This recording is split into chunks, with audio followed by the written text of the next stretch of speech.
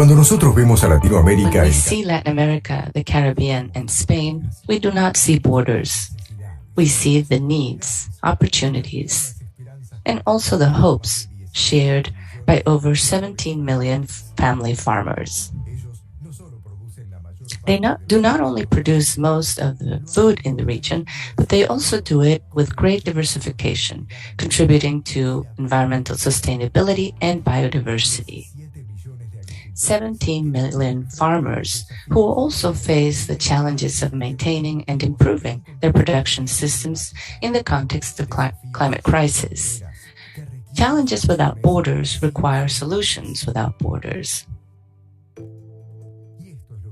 And this is precisely what regional leaders understood when they joined together to found Fontagro almost 25 years ago. We are an international cooperation platform for development and co-funding of science and innovation projects in agriculture. With a headquarters in Washington, D.C., supported by IDB and IICA, we foster collaborative projects with researchers of national technology institutes of 15 countries in Latin America, the Caribbean, and Spain.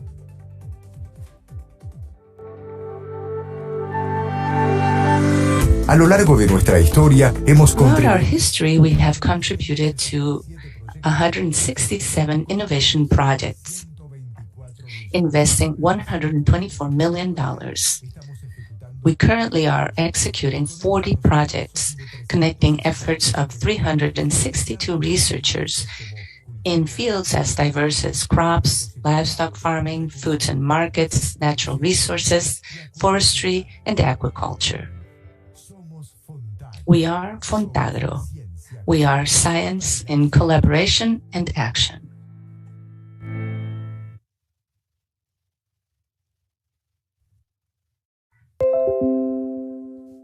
Bienvenidos al primer ciclo de webinars. Hello, everyone, and welcome to this cycle of seminars organized by Fontagro and IICA on leading actors of agro-digitalization. I am Leandro Daniel Covacho, and I am proud to be part of this organization today. We will be speaking about modernization for efficient water and irrigation management in agriculture.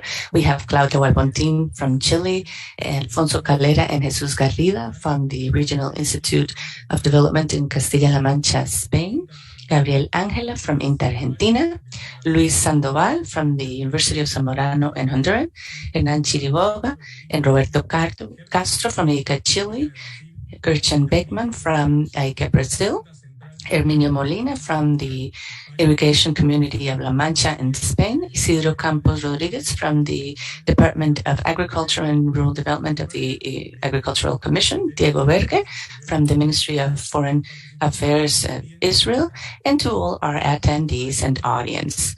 For those of you who are not aware of it, since 1998, Fontagro has funded 167 regional cooperation projects that benefit researchers, farmers, and other stakeholders throughout Latin America, the Caribbean, and Spain. The Inter-American Institute for Cooperation in Agriculture, IICA, is a specialized organization that focuses on agriculture from the Inter-American system to support its member countries that help ensure rural development and well-being. I now give the floor to Pedro Bustos, President of Fontagro, Eugenia Zaini, Executive Secretary of Zaini, and Federico Ver, main consultant at IICA, for them to welcome you to the seminar. Thank you very much, Leandro, and good morning to all the panelists and participants. As president of Fontagro, it is a pleasure for me to open this cycle of webinars, especially this one. Thank you very much for participating. We have a series of participants from different countries for something as important as irrigation technology.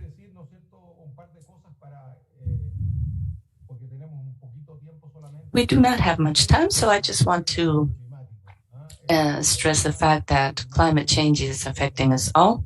We are all suffering from the impacts of climate change. In Chile, we've had 12 years of droughts consecutively. We are, of course, very concerned, and it is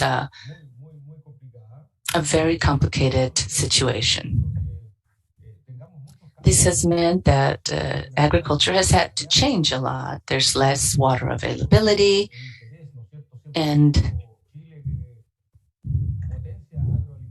Chile, being an agri-food powerhouse, if we have no water, we cannot continue. So we have to see how to intensify production without overusing the few resources we have. We are living, and many other countries in the continent are living, changes in the irrigation border, changes in croplands and crops. Agriculture in Chile is moving southwards, leading to more desertification in the north. So we have our specialist Claudio working on these technologies precisely to help us in that sense, to have a technological package in the service of agriculture. We want to work on that, and these webinars certainly help us stay up to date on technologies elsewhere. The only major concern we have is to ensure that these technologies are available for all and accessible, so that we avoid anyone lagging behind and not using these technologies. We hope these technologies can reach all. Additionally, as part of the important challenges we face, we have to remember how important research, development, and innovation are to ensure solutions. We believe that Latin America is part of the solution, not the problem, and research and development are crucial to this. Thank you to ICA for this webinar we have jointly organized, and thank you to all participants. Muchas gracias, Pedro. Muy buenos días. Thank you, Pedro. And good morning, everyone. And very especially ICA, all our panelists, and agreeing to work together when we first requested the possibility of having this dialogue on water. Initially, in 2008, Fontagro had an initiative under irrigation fostered by INIA in Chile. And as Pedro Bustos was saying, water is something we have to constantly work on. So being a scientific and technological collaboration platform, Fontagro started in 2018 to invest in projects focusing on sharing new technologies with producers. And the goal is to have a better use of water resources. There's many new technologies, sensors, water recycling, and others that will become necessary tools at farms to become more efficient. Digitalization of agriculture also is becoming more and more present.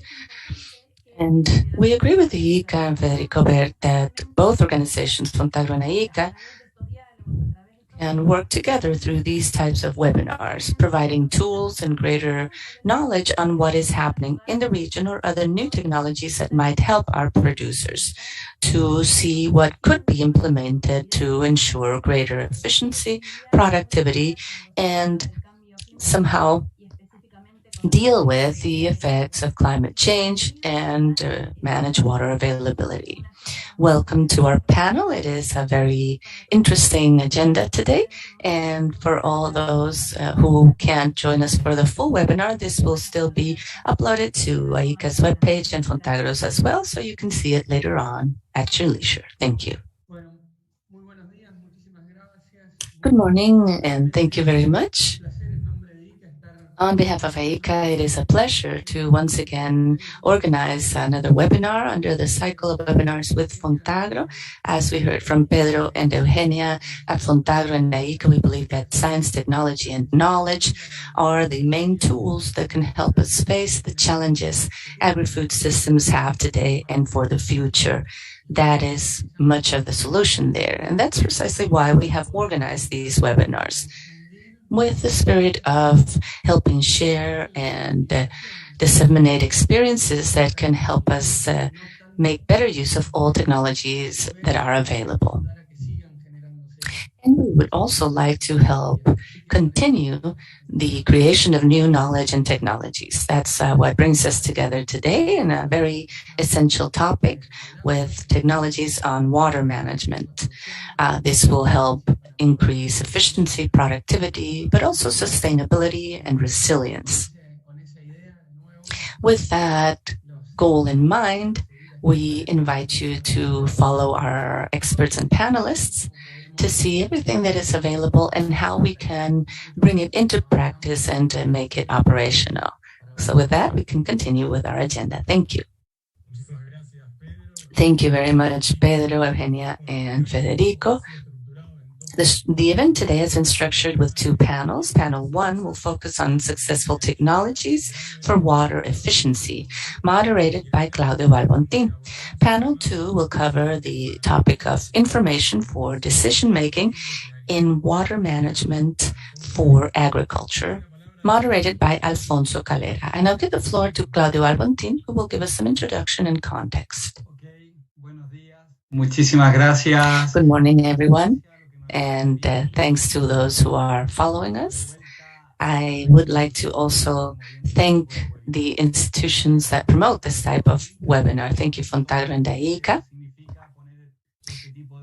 We understand everything it entails to have this type of webinar now, and as researchers, I'm sure that I speak for all of us, we thank you for giving us these spaces, because we're not just interested in research and working, but also sharing our tools and ensuring that that our tools reach others. So I thank you back.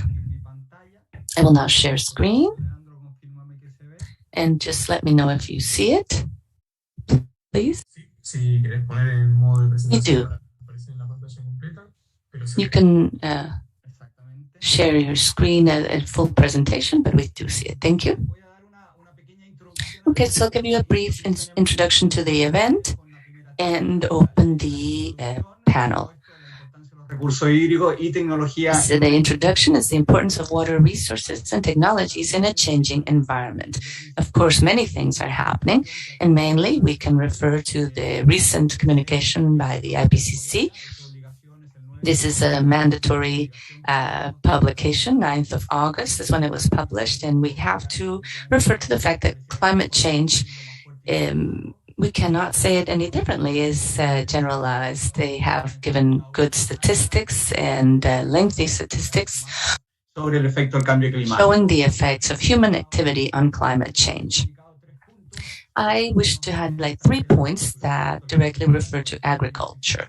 Climate change is intensifying the water cycle. In my region, in my country, we have extreme events that lead to flooding and losses, not just in agriculture, but of human lives as well. This is a real effect.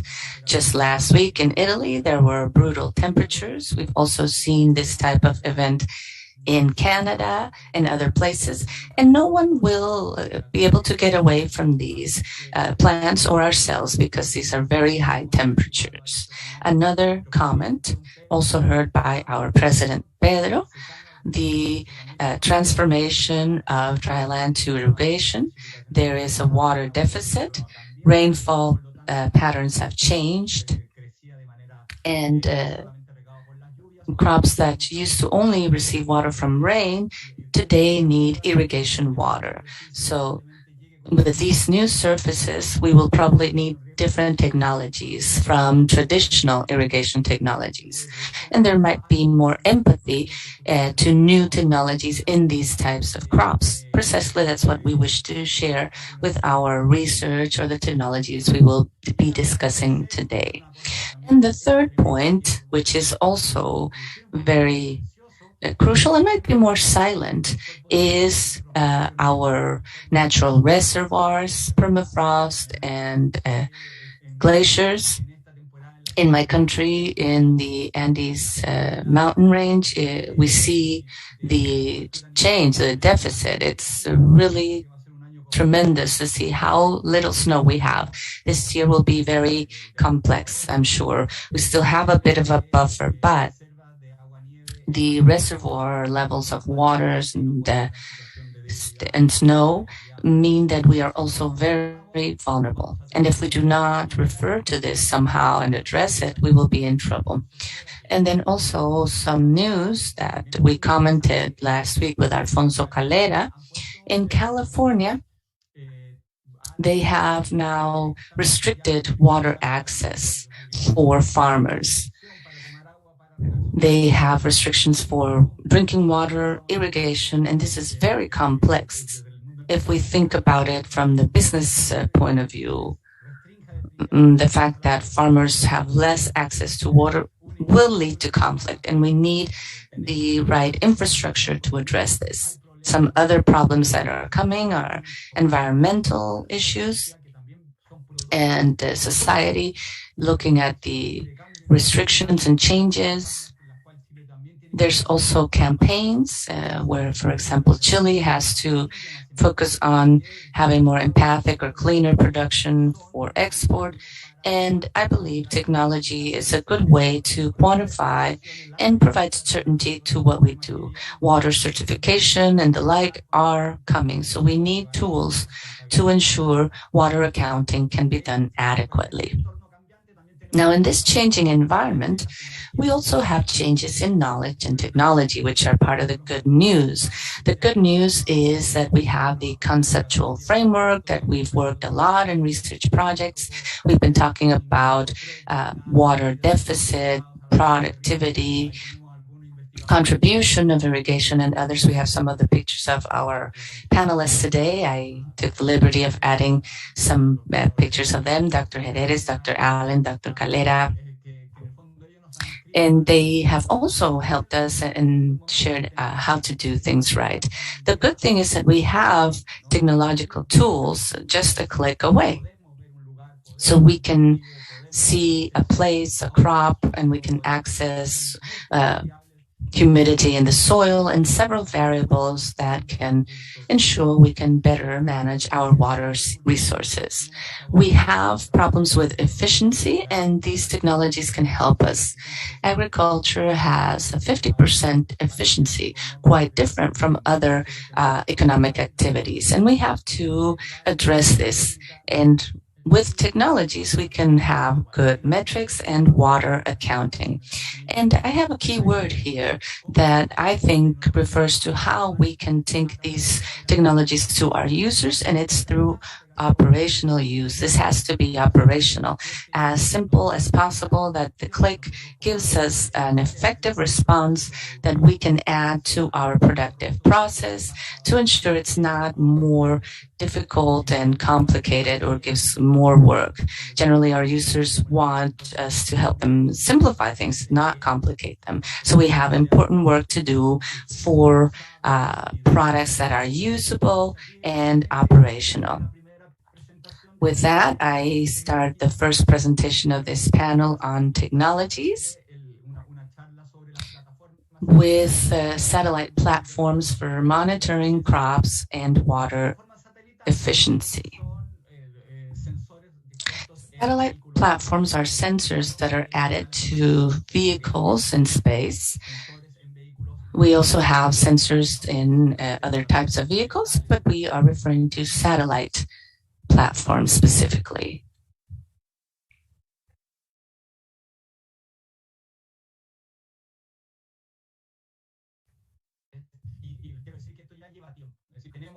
This has been happening for a while now. The first satellite was launched several years ago. I'm having a bit of trouble with my presentation. Can you follow me? We follow you, yes. We lost you there just for a bit.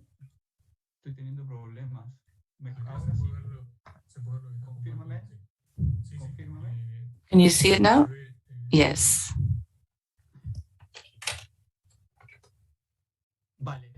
Como les comentaba, ya tenemos 50 años con el programa. So as I was telling you, we've been with this program in space for 50 years, quite a long time. And the Sentinel program was launched in 2014. So we already have available information, and the best news is that these two programs, Lancet and Sentinel, which are quite robust, are for free. So information is there for free. And in these 50 years, we've been dealing with programs that had to buy magnetic tapes, but now all the information is available online. So real time is a real thing. In the past, we would have courier and sending them through mail, etc. But now we have real time, and this is very important. And also image downloading really increased when the US decided that this was an open source policy. Therefore, the US decided that it was no longer useful to keep on charging for these type of images.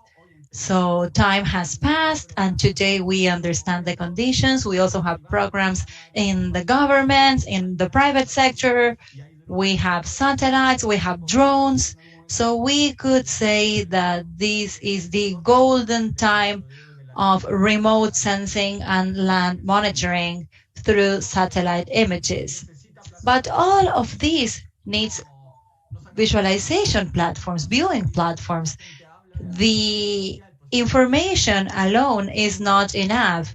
I do believe that the real solution is to have this information, these images already digested with the agricultural interpretation together with it, not for us having to process it.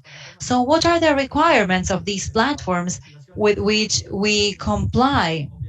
So the idea is for the information to be online. The internet is our communication means.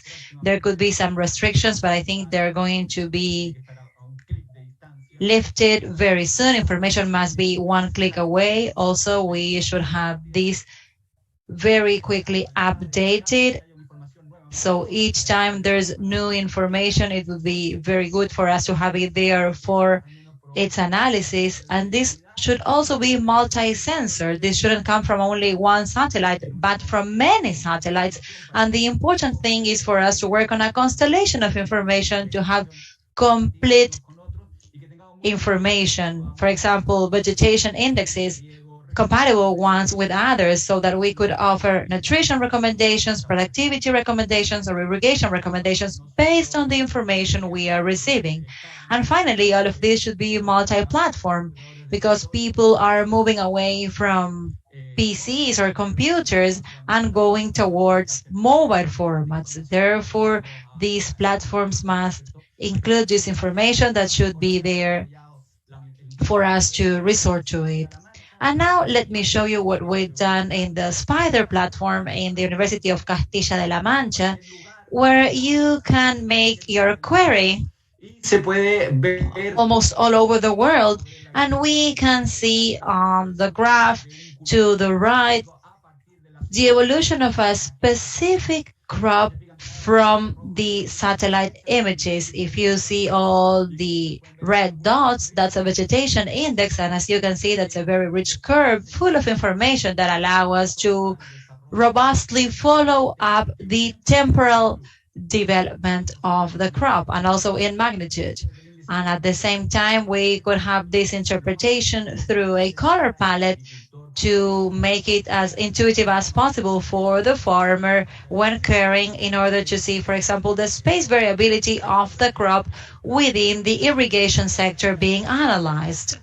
So this way we can carry out agricultural adjustments based on satellite information, which could be very precise. And the best thing is that they are in situ. They represent what is happening with the crop on that soil. And this curve will have height behavior, magnitude behavior, depending on the real crop, no theoretical information. And also there's going to be a temporal change which responds to the development of the crop. So this is a real land information.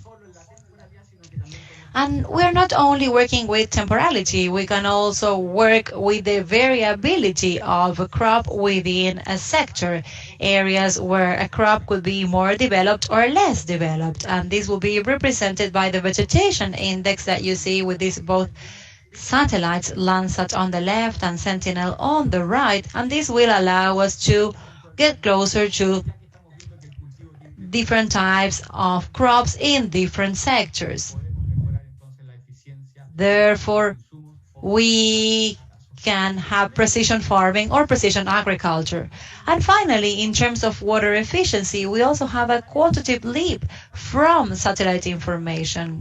In 1998, Dr. Allen told us how to irrigate. He wrote a fantastic book, which is the Bible for us working in irrigation. But there were two important factors to define irrigation in that book: the crop coefficient and environmental demand. What is the problem with the crop coefficient? Well, it changes from site to site. It depends on plant architecture, vegetation density, age. So, in a generic way, this coefficient had those problems.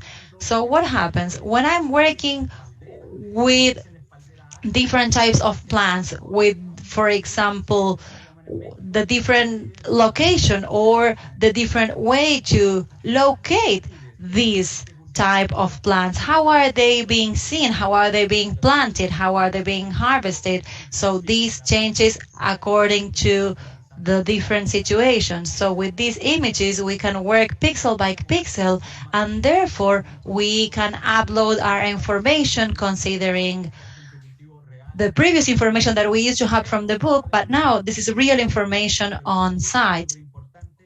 And also, this is very good because we have networks that can tell us the demand of real sites, and we can quantify in millimeters, and we can do it so that we can quantify the amount of water, and we can do it through satellite information. And finally, let me tell you about training. We need to train the professionals, the advisors, the groups, and the communities there using the water. We have a very important water source that Jesus will discuss later. So we need to train people so that they know how to use and interpret this information correctly. We have a very interesting tool which should be used the best possible way by users. So we have this project together with Fontagro addressing this topic, information being offered through satellite information at different scales. So we are capable of establishing water balances at the regional level, and Jesus Garrido will precisely discuss this by using satellite and environmental information. So this is the link. I will also write it down or paste it on the chat of this webinar so that you can have access to this project and can contact all the researchers working on this initiative. So this was my presentation. Thank you very much. Thank you very much, Claudio. I think that this was a very important contribution in terms of what you were explaining on how information can help us manage water. And I wanted to ask you a specific question. You said that in the framework of the IPCC report, there are going to be restrictions considering the drought and climate change events. And then there will be irrigation restrictions after that. So my specific question is, how can we move from this satellite information, and how can we use them to manage water based on the demand and also on water rights? So what do you think about that?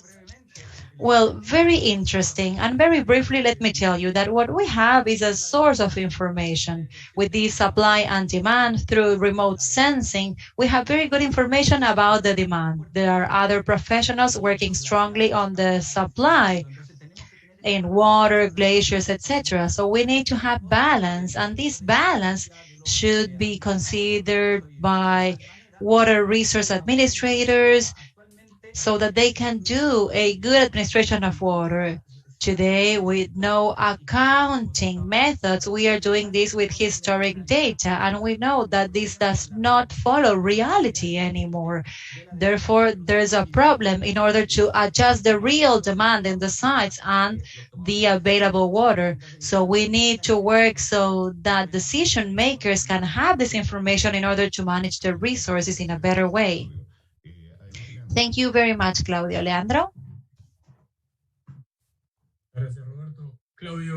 Thank you, Roberto.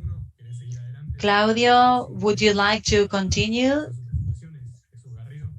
Now we're going to have Jesus Garrido. Let's welcome Jesus. Yes, thank you, Jesus, from the University Castilla de la Mancha. He will be introducing the regional water balances assisted by satellite information. Yes, thank you very much. Can you see my screen? Perfect. Thank you, Leandro. Okay, then. Hello, everyone. First of all, let me thank Fontagro and IGA for organizing this webinar and for inviting me to it. It is a true honor to be a part of this panel and be able to contribute to this through our perspective in order to see how we can modernize our tools for water management in agriculture. And let me tell you about the implementation of regional water balances assisted by satellite information that will lead us to offering private and public managers of water management information for water and irrigation. And I will tell you about water irrigation based on remote sensing. So in general terms, the characteristics of these water balances are applied by the HydroMore program following model FAO 56 that was already introduced by our colleague Claudio Balbontin. But now we can include satellite information that by pixel of work allow us to monitor the vegetation throughout a period of time, and also work it with satellites Sentinel-2A and B with a spatial resolution of 10 by 10, offering images with a frequency of less than 1 week. We can generate thematic maps based on the real places in order to monitor the activities of irrigation.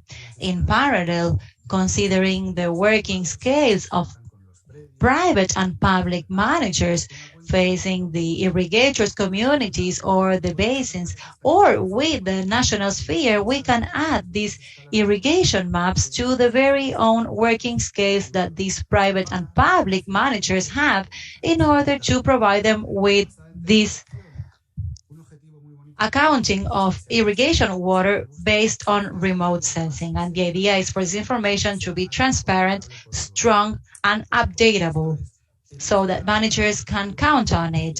And as Claudio Balbontin said, we need to have operability. This should be useful. It should not stay on a drawer. So within the framework of our project, we have new technologies to increase the efficiency of use of water in Latin America and the Caribbean by 2030. And for this, we are carrying out 6 different balances in 4 different countries, Colombia, Chile, Argentina, and Uruguay. And we are working strongly with different organizations, both public and private, to calculate the irrigation water needs in 1,000 hectares and on different types of crops, as you can see on screen. And also considering the different climate scenarios like desert, the tropic, etc. So let me tell you a bit more about the methodology of this program called Hidromore. Let me tell you that we have remote sensing here in the roots. They are explored pixel by pixel, and we obtain the inflows and outflows of water in order to calculate the real needs for water irrigation, in order to calculate how much water is needed. And as I said, this irrigation works with each pixel, but by having our satellite images, as Claudio shown, what we can do is expand spatially this water balance in the soil and to determine the net needs of water for irrigation. This Hidromore model works through the incorporation of this temporal series called NDVI, but also it feeds from the water properties of the soil. We also use different maps, and the model is also capable to adapting to modeling through different types of crops in order to guarantee a better estimation of the needs. Therefore, this also requires the soil use maps for irrigation. Moreover, it can include daily data about the needs, the evaporation, and the rainfall needed in order to consider the local conditions. So once we have all this information, not only pixel by pixel, what Hidromore generates are maps of these flows. As you can see, rainfall variables, the evaporation needs, and also the net irrigation needs that are important for these purposes. And in the project that I mentioned before, we are especially interested in applying and assessing different temporary series of the net irrigation water needs. And let me show you the first approximation of the root irrigation district in Colombia, where we have monitored 10,000 hectares throughout 2020. And this is the image on the left with different tropical crops, sugarcane, papaya, etc. So as you can see, when I zoom the image, we work at the pixel scale up to getting to this intra-sector scale.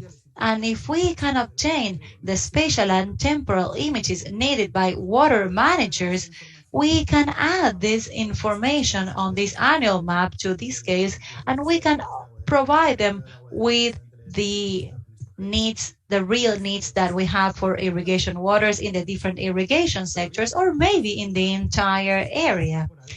But we are stressing that temporal scales are important. And Hidromore does this on a daily basis, so we can add more frequency to these. So let me show you now the second approximation that we have, and this is in the area of Villa Regina in Rio Negro, Argentina, throughout 2020 and up to May 2021. So this annual image can also be segregated into different months, and we can see what were the total needs of water for irrigation month after month or week after week according to the needs of the managers.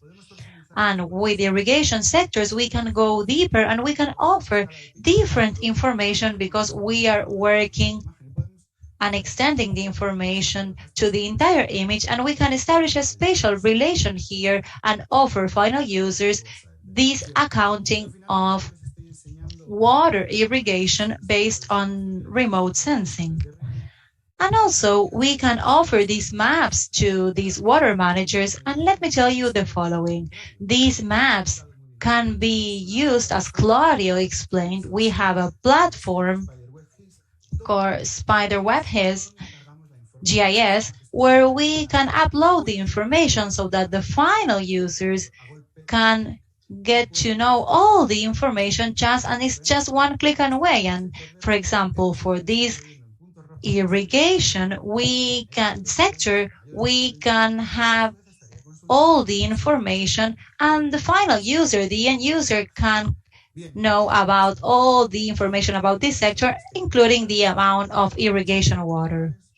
So this is what I wanted to present to you. I hope this was clear, but if it was not clear, I'll be waiting for your questions. Thank you. presentación muy completa. Thank you very much, Jesus. Thank you for your presentation. Just one thing to see what you can tell us. Making all this information available and getting it together, because I know that you've said it simply with Argentina, Colombia, and you have different climate conditions and different crops.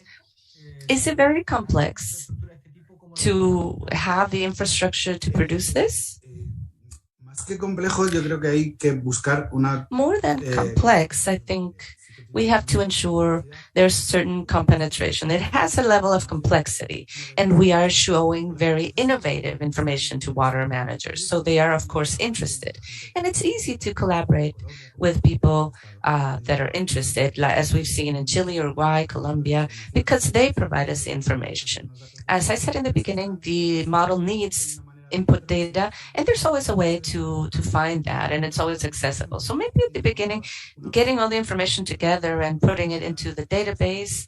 But once you have that, conditions don't generally change so much, etc. So once you have all that and getting the information for end users is not that complex. There's different systems like Spiderweb GIS, and it's simple to have it a click away. Thank you. Okay, muy bien, muchas gracias. Thank you very much. Very interesting. So now we will hear the next presentation by Dr. Gabriel Angela on new sources of information for water or irrigation programming.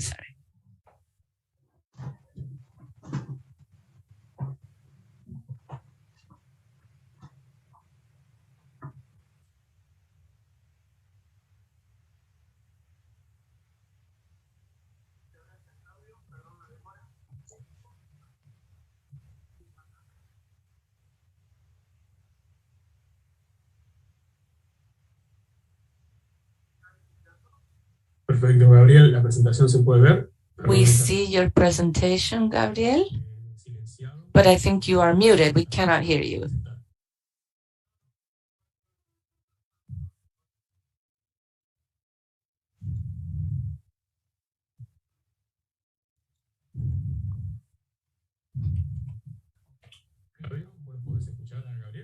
Can someone hear him? I'm not hearing Gabriel. I think we have some issues with his audio. I can hear him. The mic is on, but we're just not. I mean, I know that the mic is on and we hear a very faint murmur, but we cannot really hear him.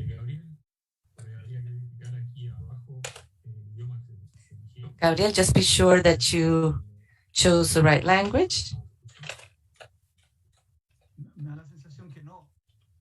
I don't think he's coming through. It's a technical issue, it seems. So let's see how we can solve that, but let's move to the next one while we work on that. So let's look at the next presentation while we try and fix Gabriel's issue. And we now have Dr. Luis Sandoval Mejia from San Morano University, Technology for Small-Scale Agriculture. Thank you. Hola a todos, buenos días. Hi, everyone, and good morning. Let me share my screen. Perfecto. Si me confirman que lo pueden ver. Just confirm that you see it. We do. Listo. Por un momento, porque van a estar viendo varias presentaciones. So I know you will be looking at several presentations and lots of fascinating technology and complex views from the different types of information and tools we have. I'd just like you to think about a smallholder, a small-scale farmer that is a bit away from our day-to-day reality, and that is closer to what we have in Central America. Our project to digitalize small-scale agriculture, we're doing it through a company in Colombia that has impact in 3 countries, Honduras, Nicaragua, and Colombia. And just to give you some background, we have many productive systems in the smaller scale. We know that about 80% of production units in Latin America and the Caribbean are smallholder farms or small-scale family farms, many of them under 5 hectares and even under 2 hectares.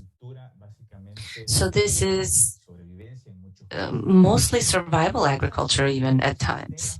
What is interesting with these small-scale productive systems is that they are economically very important and socially as well.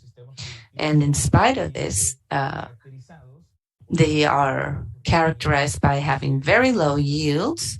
They are absolutely vulnerable to climate change, and there are very low rates of technology adoption in these farms.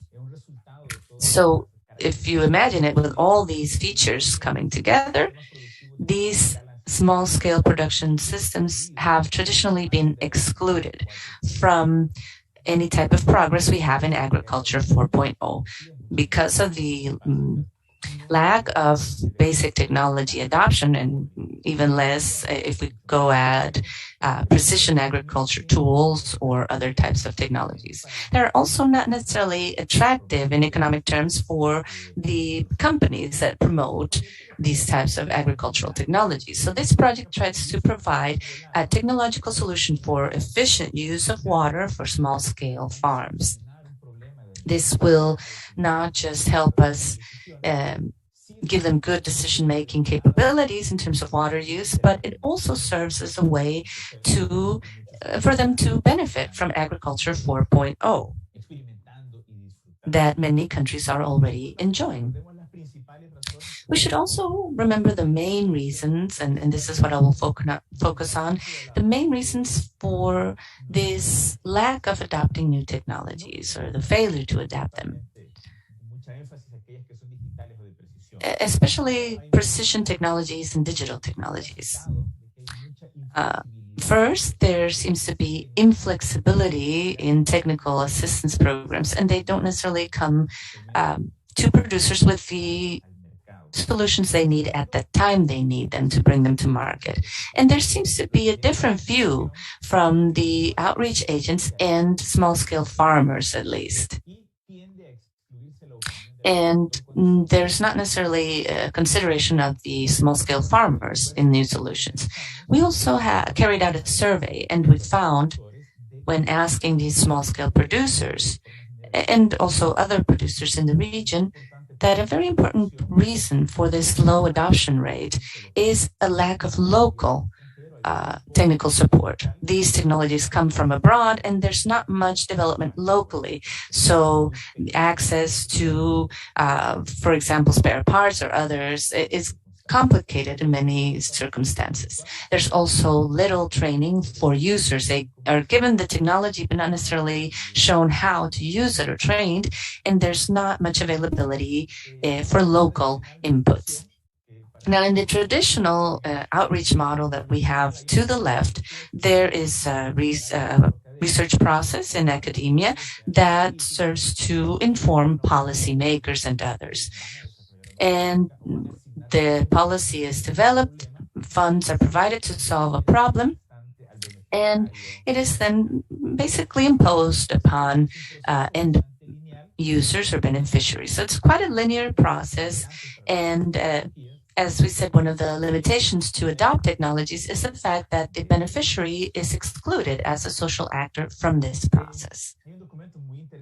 There's a very interesting document, a case for new science for sustainable agri-food systems, with the International Expert Panel on sustainable food systems, and they call for change and acknowledge the important role of social actors, especially beneficiaries of these technologies, as suppliers of information to ensure new technologies are adopted. So to the right, I tried to show this flow and how this new relationship should work, where beneficiaries as social actors contribute with information to guarantee that they finally end up adopting these new technologies so that the solutions are truly effective for problems such as water management.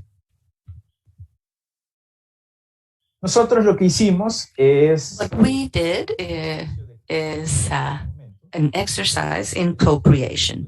As part of our project, we are designing a technological solution for small-scale farmers and medium small-scale farmers. Some of you might already know about co-creation, which means involving the farmers themselves as they will benefit from the process.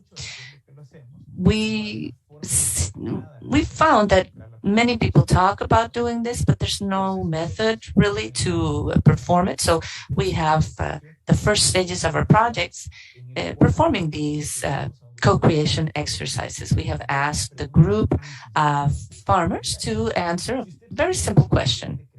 If you had the possibility of developing, creating, making a product, device, technology to know the state of humidity in your soils, how do you envision it? This, of course, is a guided process. We don't just ask a question and leave it open.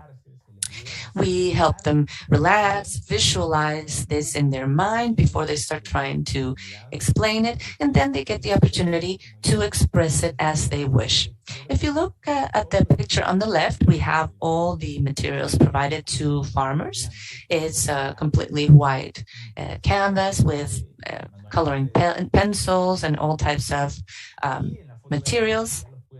And to the right, you see them working and expressing themselves as they visualize this tool. After we do this, we go through a thought process, a reflection exercise, where we hear from them what their problems are in the field. They also discuss how they would visualize their solutions, how they envision technology to help them. And it's very interesting, really. We've heard very interesting points when we hear the point of view of the farmers. Again, we want to ensure that nothing is left out of our picture. Now, on the two images to the left, we have two examples of how farmers express themselves. And to the right, we see our prototypes. The project is at the very initial stages, so we are just looking at prototypes before taking them to the field. But I wish to highlight two things with the results we've already achieved in this part. Besides the fact that we have some great artists among our farmers. First of all, the team found that we are not as far from their reality with our technical proposals, because of course we started with our linear process, looking at literature and our knowledge as experts and researchers, and we are not far from the expectations farmers have and the problems they need solved. But we did find additional challenges we had not considered initially. And so this has made us go back to the table and redesign. In Central America, one example of this is that there's a very important concern on how to keep their equipment safe and secure. Someone could steal it, maybe just out of curiosity, not necessarily to profit from it. It could be stolen, even just as a teenage prank or something. So we have to ensure that these equipment are robust and very low profile, if you will. Then they also want something that helps them interpret the data very simply. As researchers, of course, we like to see time series and very complex matters, as we saw from the previous maps, but that doesn't really speak to our farmers. And we did find a trend to this type of measurement needles that we see in the picture, or traffic light systems, something that tells them irrigate and don't irrigate, and that's it. Of course, we have to remember that small-scale farmers and our markets, in this case, our goal or target audience, has very low levels of literacy. They may read and write, but interpreting a time series is really too far off. So we do have to ensure simplicity in these solutions and a graphic presentation of results. And of course, that's a challenge for us as researchers to take it all the information we have and bring it to that level. Thank you very much, and that is it on my part. Thank you, Luis. That's truly interesting, and it serves as a great illustration. For all of us who work with farmers, we understand that there is that meeting of two worlds or two visions, looking at the same phenomenon, but understanding it from different points. I'm wondering if in your study you're also considering age ranges, because I believe that technology and simplification can help us reattract newer generations, young people to the field, to the countryside, and that there's also some difficulty for older people in the fields. You know, we have farmers of a certain age as well. Have you considered this? Yes. This project is helping us as we hope to serve as a hook for new generations as well, that they like to have technology and smartphones. In the areas where we work, there's not a lot of connectivity though, but it is a way to attract new generations. With our preliminary results, because we have another survey going on, we do not see older farmers saying we don't want new technologies. No, we are actually seeing them quite open. They are open and eager because they like the fact that they are being heard, that their opinion is being heard. And that is helping us in that sense, that they have a voice in the process, so they are open to receive it. Great. Wonderful. I think we can go ahead and test Gabriel's mic, or should we go back to him? Leandro, let me know. Yes, I've checked with Gabriel. Let's see if we hear him. Can you hear me now? Yes, we do. Okay. Thank you. So I will share my screen. Sí, por favor. ¿Me confirman, por favor, si se toma bien? Just confirm that you see it, please. Yes, we do. Thank you, Leandro. So first of all, apologies for the technical issues and changing the order of presentations. And I'd also like to thank the organizers of the event. Thank you for inviting me to participate in the webinar. And thank you, of course, to all our attendees. I will be talking about adaptation of new information sources to irrigation programming. This, of course, shares many points with previous presentations, and I'm sure that with the following ones as well, many common points. I will be referring to a project by Fontagro called Irrigation Advisory System for Irrigation Communities, when and how to irrigate, information and communication technologies as tools to strengthen decision-making in family agriculture. This is a Fontagro project that is relatively new. We started in January this year. It was to finish in December 2022. I will just go over the project quickly for today's presentation. It involves 5 countries: Argentina, Nicaragua, Uruguay in Latin America, and we also have Spain and the Netherlands. So 5 institutions participating: INTA, Argentina, responsible for directing the project; INTA in Nicaragua; INIA, Uruguay; the Institute for Sustainable Agriculture under CSIC and España; University of Wageningen for the Netherlands; and Calimio SA, a company from Argentina representing the private sector in the project. The field work is done in Argentina, Nicaragua, and Uruguay in pilot areas. We have 2 pilot areas in Argentina, in the province of Santiago del Estero; 3 in Nicaragua, in the departments of Masaya, León, and Matagalpa; and 2 pilot areas in Uruguay, the departments of San Jose and Canelones. We should clarify that pilot areas are farms where we are developing the project. The framework and the approach through which we implement the project on advisory for irrigation communities and ICTs is closely related to the context that we've heard from others. The fact that water use and agriculture is varied, and diverse, but of course it happens in the context of our rural sector and agriculture having great demands, especially on keeping their productivity high while remaining sustainable. And that means, of course, rational, sensible use of resources, including water, soil, and energy. And in that sense, family agriculture and the irrigation land will have an important role to play.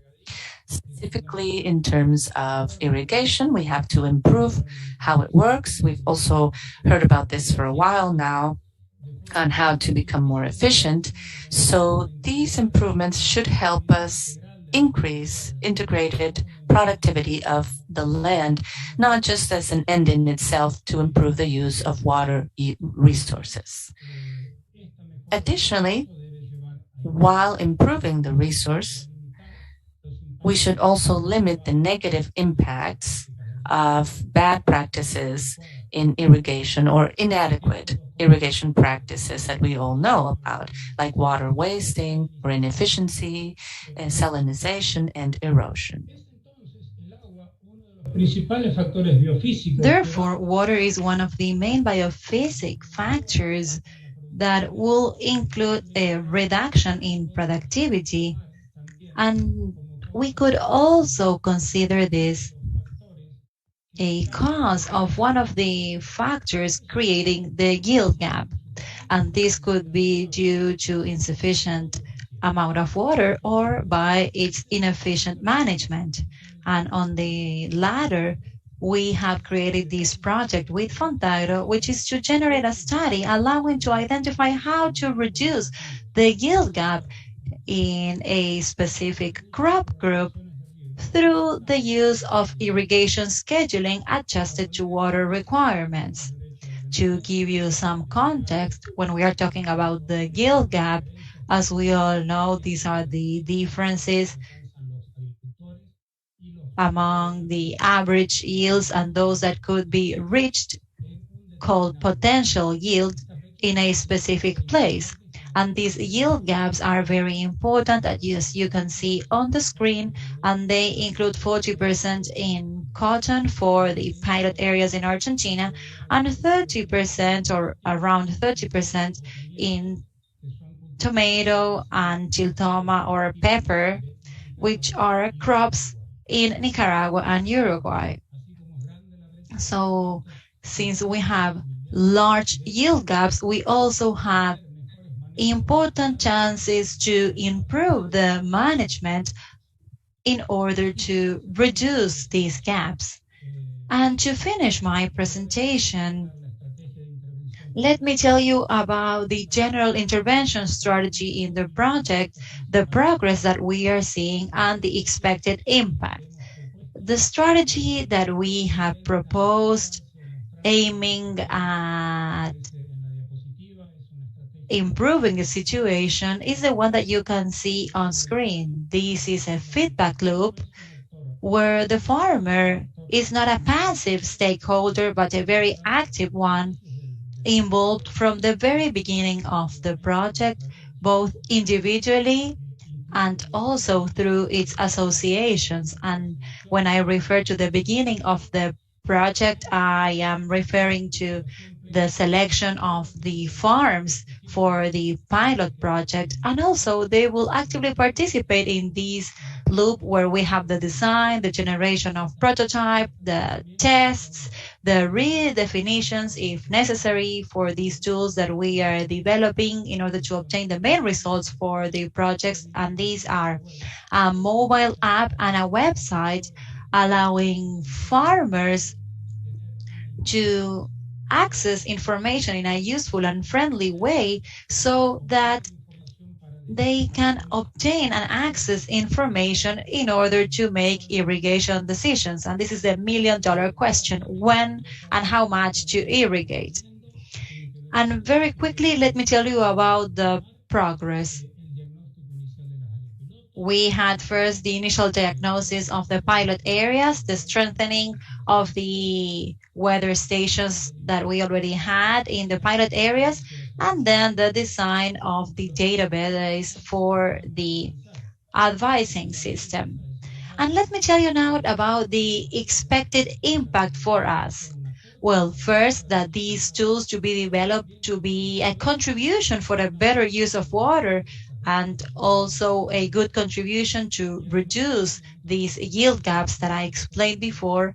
And also the idea is for them to be able to allow us to adapt these tools to the specifics of family agriculture, to new crops that have been not largely explored.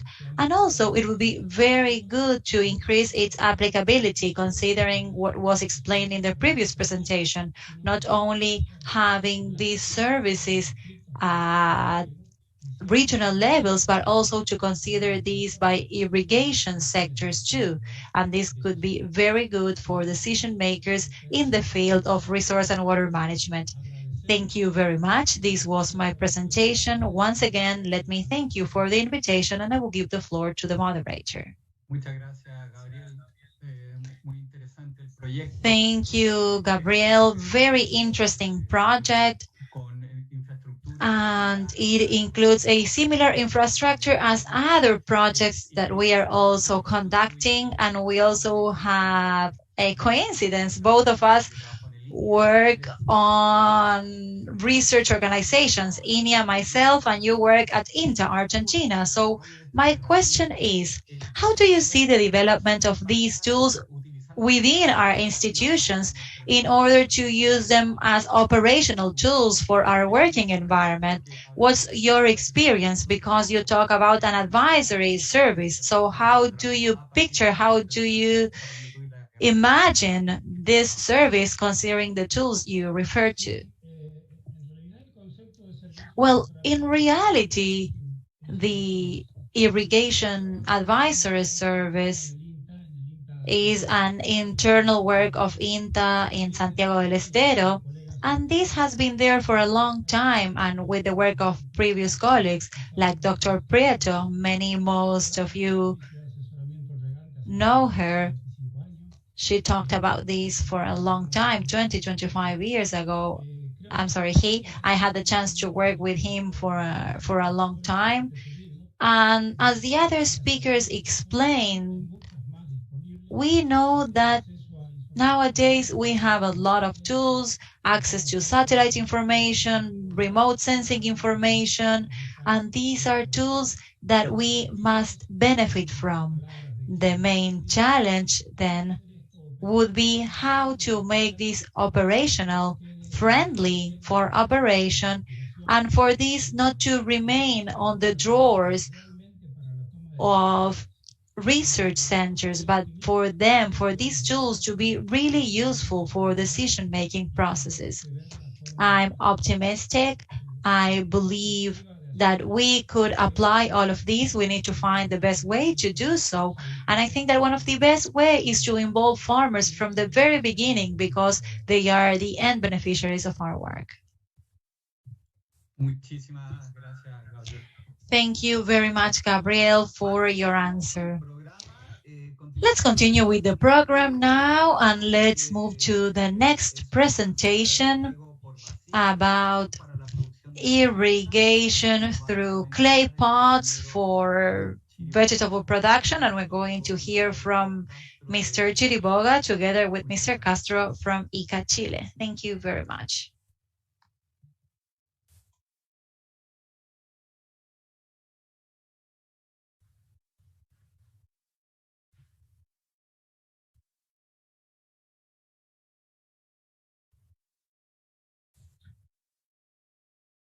No sé si se ve. Do you see my screen?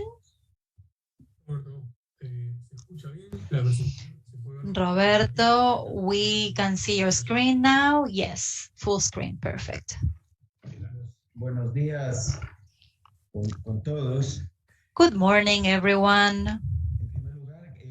First of all, I would like to congratulate Fontagro for touching on such an important topic for these days, and the most important one for the future in agricultural production, which is water and water use. I would like to thank all of the organizers of this event. And let me tell you that on my way to the office, it was raining, one of the first rainfalls of this winter that was quite dry in Chile, in the northern area. It has been affected by lack of water. So I was driving under the rain and I was very happy because without rainfalls, even though we might have a lot of technology, things will be complicated. So these rains are very good. So I would like to introduce you as an initiative, as Luis and Claudio explained.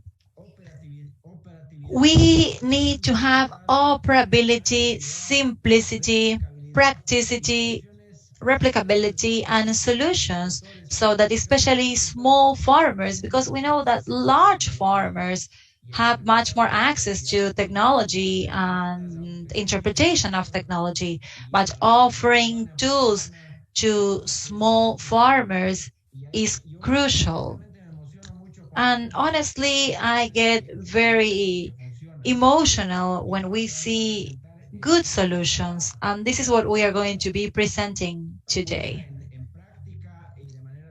We are going to show you through scientific evidence together with INIA, and we would like to thank Pedro Bustos, Mr. Fuensalida, Andrea Torres, and Victoria Buena, because they helped us with the field research at INIA. And this is a clay pot or a mud pot. Unfortunately, you don't see the image very clearly, but this is for green vegetables. And this is a larger clay that we can use for fruits. We can see the ICA logo there. Do you see it here? But the idea is for the plant, the roots would be there on the pot. And then it would take the water through capillarity. So this is ancient technology, 4,000 years old of use. And what we do is we dig the ground and we put the clay there.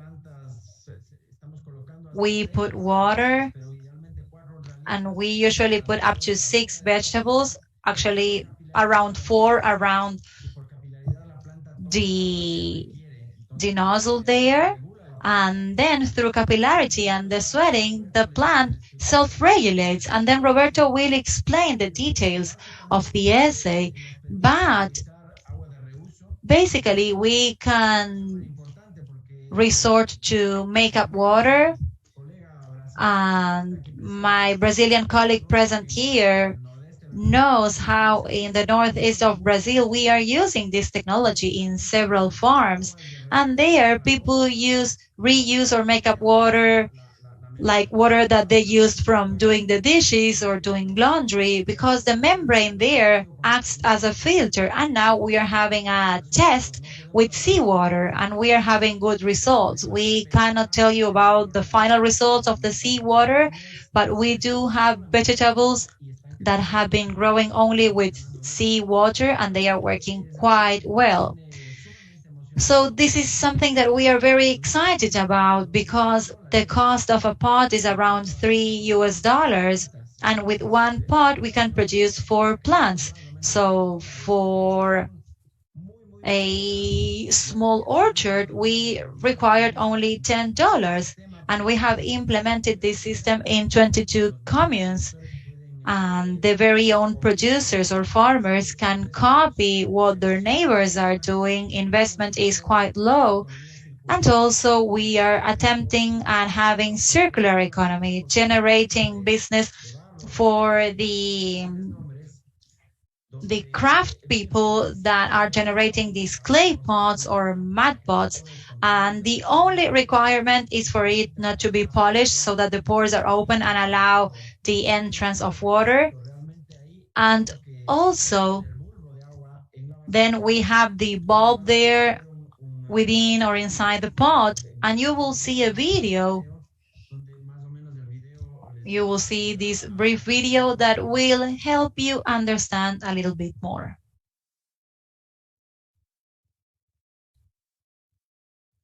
This system has been used for 2,000 years in different continents, and the ICA has implemented this alternative in Brazil and Paraguay.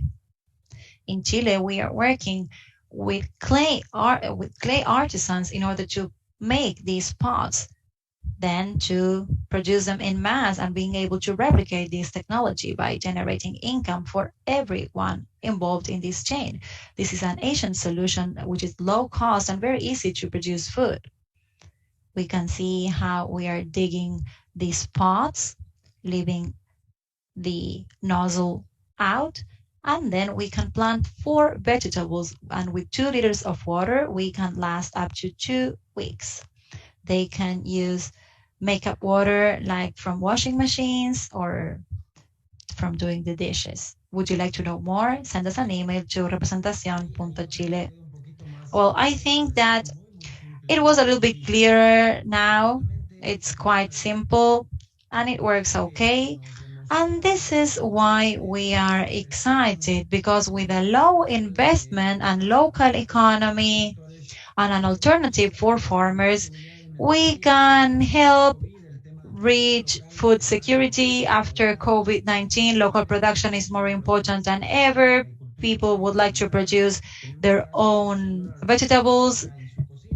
In terms of urban agriculture, we have this case of a woman that had the vase in her kitchen, and that's where she produces her herbal medicines or different plants. And this is a very interesting alternative, and results in terms of use of water and details of the tests carried out in Leña La Cruz will be shared by my colleague Roberto. Thank you everyone for the opportunity of presenting this project. As my colleague said, what we did with the researchers in INIA was this short test where we used 24 clay pots with a capacity of between 1.9 to 2.4 liters, with diameters between 17 to 18 centimeters and a height of between 24 to 27 centimeters for these pots. We included spinach, seedlings, and different types of lettuce, like red leaf lettuce, sea lettuce, and we used 96 seedlings, 24 each, in order to produce for 35 and 45 days. And we had from 4 to 6 true leaves, and with an average height between 10 and 12 centimeters. We had a treatment of 4 treatments, 6 repetitions, and 1 witness, and they were irrigating considering the water resources for that specific area. And we had this weather station that allowed us to allocate water considering the basic requirements of the plant for the witnesses. And on the other hand, as you can see here, this is the random distribution that was carried out for the pots and the space used there with that type of soil. The results obtained, you can see them on this graph. The water reposition for or reuse for each treatment, and the average for each one of the pots that we needed to refill every 5 days, so that the vases or pots could maintain their volume of water, and at the same time they could keep on fulfilling the plant requirements. And as a final result, we had a period from May 19 to July 23rd, which was the growth season, and on July 23rd we carried out the harvest. On July 22nd, of course, it was the last time where we irrigated or included or added more water to the pots. And this is the curve that you see here, because we did it in a very short time, from the 19th to the 22nd. But in general, they show the same trend. And also, we have one of the lettuce plants that is a little bit higher in terms of requirements compared to the rest. And this in turn implied as a result that for each one of the treatments, we would have, for example, one lettuce plant that could be produced with 6.3 to 6.8 liters of water in its final production. What type of lettuce or what type of vegetables? Well, let me tell you two variables that were measured. Well, we measured much more, but here we have 4 variables. Among them, the height of the vegetable, the fresh weight, the dry weight, and the number of leaves. And the height of this vegetable, you can see it in blue. These are the pots compared to the wetnesses. And we have here the fresh weight, which is quite higher, considering what we did with the witnesses. This is the result in terms of the final production for lettuce. Unfortunately, we were not able to try them because they were all weighted and dried for the effect of the results. But let me tell you the following. These results give us a very good prospect and optimism. We are very sure that this will be used later on, and the introduction of clay pots can be feasible for small-scale agriculture.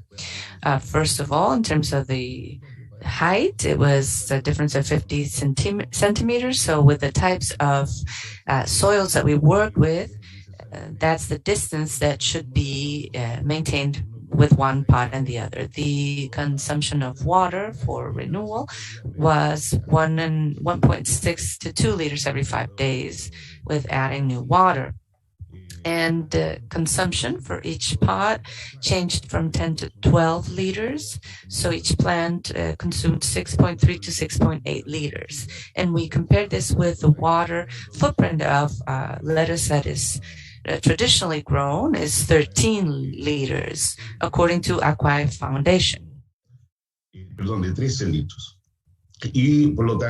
with that, the difference means that there is a reduction of the water footprint by 51%. Considering what we've heard today and the context of climate change, this is very important, especially for smallholders. It can help make a difference, and it's also more affordable for them. If we think about how many people work and produce at a small scale, that's quite significant. And for lettuce grown with these clay pots, they had 16 to 19 green weight and 50 to 75 grams. Height 16 to 19 centimeters, weight 50 to 75, while the control group had 6.4 to 13 height and 17 to 36 grams weight. So there were significant gains in terms of reducing water and looking at the end quality of the vegetables themselves. The clay pots and this type of irrigation system, which is a kind of underground irrigation system, provides a homogeneous flow of water, and it's according to the own plant's demands. And because it is underground water or underground irrigation, we don't have the health-related issues that did occur in the control group that was superficially or surface irrigation by hand. This reinforces the fact that what INIA is doing for smallholders in agriculture is quite important if we consider climate change and what we're living through. Thank you. Okay. Muchas gracias, Roberto. Thank you very much, Roberto and Hernan. It's quite interesting to see that because we have satellite images, or we started with satellite images in space, and now we have a very backyard project. It's very detailed as well, and a good alternative for these times we're living in. It's also interesting to see how with the pandemic our own habits have changed. So yes, there's many people working on their own backyard farming, that you want to know what you're eating, and it's a good time to start this type of a project. This technique is very useful for small spaces, and it could help supply a household or maybe a bit more than that. So it's really interesting to see how the clay pots could also clean salt water, and that involves certain costs, of course. So if this could be used elsewhere, it's very interesting. So I was wondering, at the scale of your project, how do you see it adapting to the needs of growers there? We are very optimistic. We've already worked with the Ministry of Agriculture here.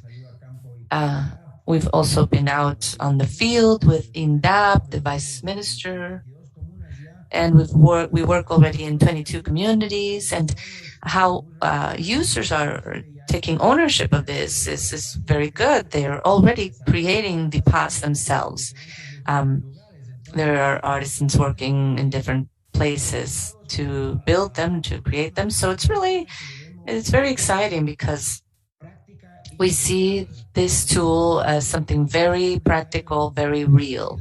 There's also some tests in Embrapa, Brazil, where they automated a plantation with valves receiving the water and having water in all pots.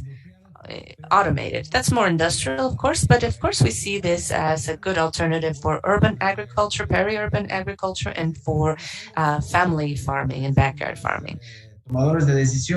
So we'd like to hopefully have more decision makers on board, as the governor of Piauí in Brazil said, to have this become massive.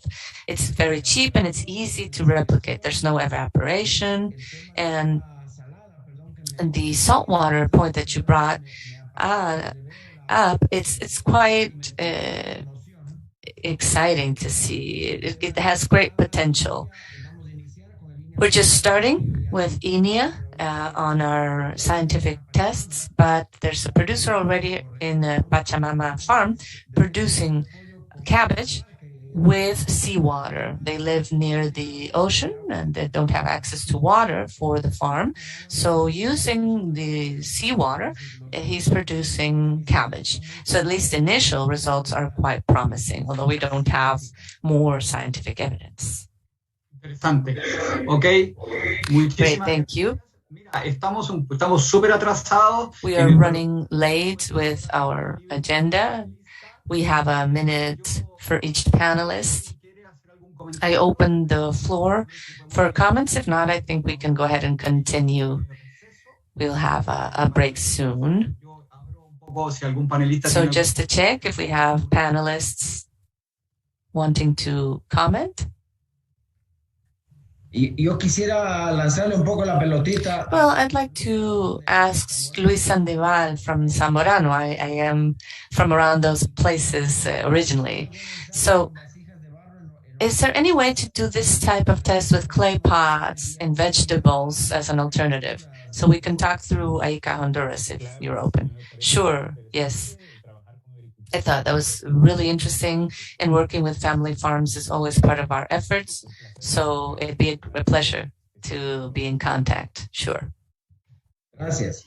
Thank you. Muy bien, entonces devuelvo la palabra. Thank you. And so I give the floor back to Leandro. He will give us the break time, I think. Thank you, Claudio, and all panelists. Thank you, moderators. Claudio, Roberto, and everyone for this first panel.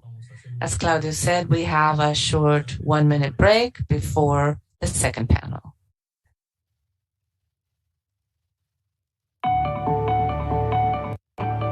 Cuando nosotros vemos a Latinoamérica, el Caribe y España, no When we vemos see Latin America, the Caribbean, and Spain, we see no borders. We just see needs, opportunities, and shared hopes of over 17 million family farmers. They do not only produce most of the food in the region, but they do it with great diversification, thus contributing to environmental sustainability and biodiversity.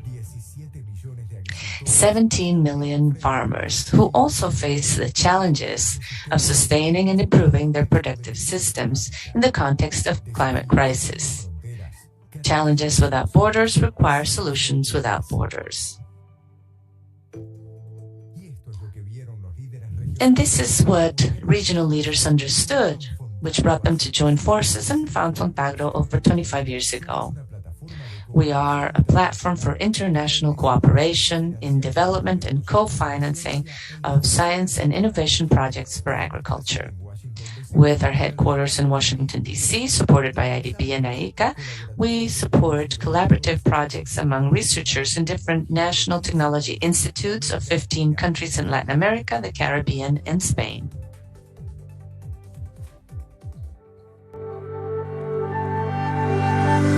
A lo largo de nuestra historia hemos Throughout our contribuido history, we have contributed to 167 innovation projects with investment of $124 million.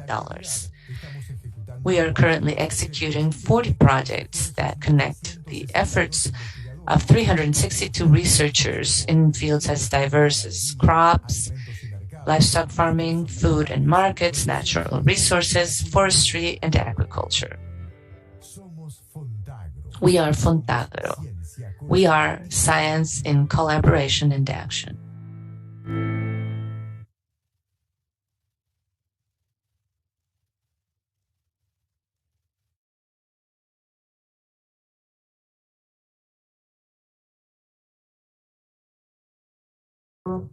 Ahora sí. Damos comienzo al segundo panel. Damos comienzo al segundo panel de hoy. So we now have the second panel for today, information for decision-making in water resource management in agriculture. And now we have Alfonso Calera, who will be our moderator. Can you hear us, Alfonso? Buenas tardes, Leandro. Yes, good afternoon, everyone. Good afternoon, Leandro. It's a pleasure to be here. I think you can hear me, right? So we have managed to use technology without problems, so resilience and perseverance does give fruit. With that, I think we can start with our very interesting second panel. Now we will look at the decision-making side and how to manage water resources in agriculture. For that, we first have Herminio Molina, the president of the Joint Association of Irrigation Communities in La Mancha, Spain, who has a long track record of managing water and being responsible for how the resource is used in a very arid context, La Mancha, Spain. Herminio, you have the floor.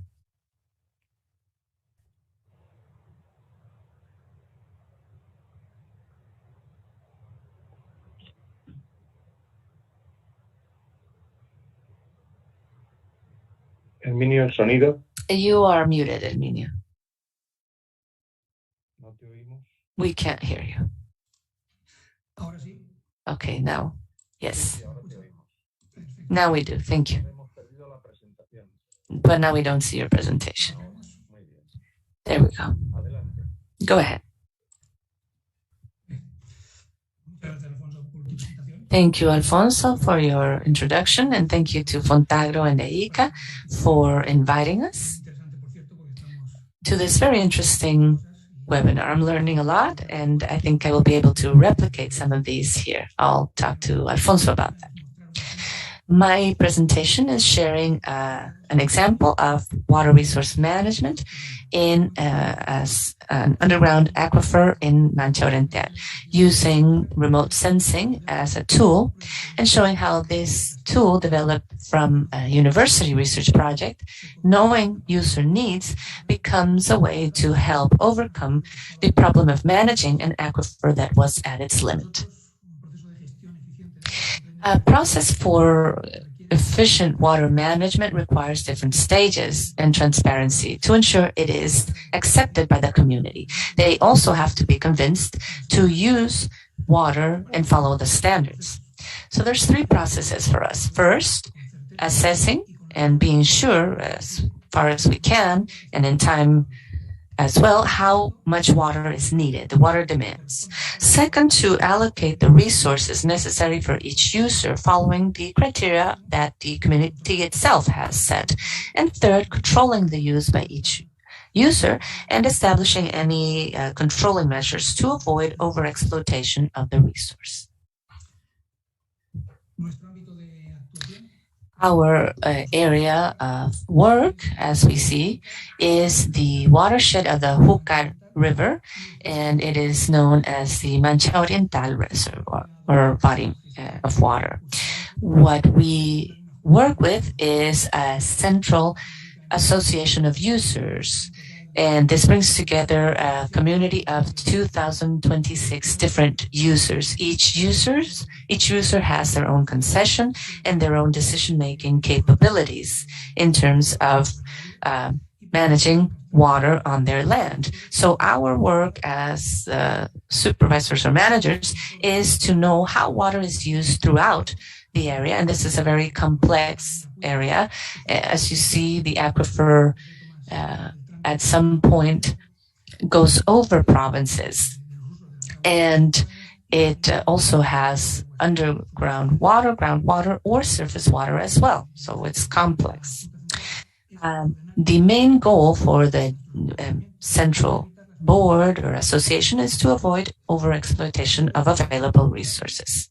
It's been especially important, and I want to highlight this, to define the water management units as our management element. That has helped us better manage it in Spain, and it has ensured the results we will be sharing today.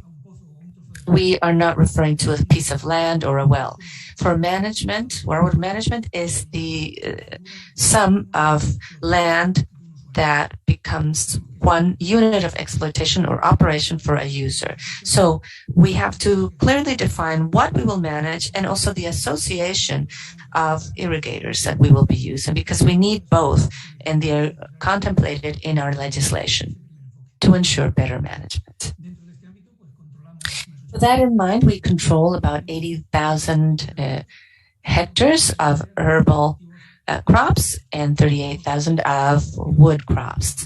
We've seen that remote sensing can help us as a tool for these types of crops. It helps us provide good follow-up. In other types, such as nursery farming, it might be more problematic, but for us, it is quite adapted.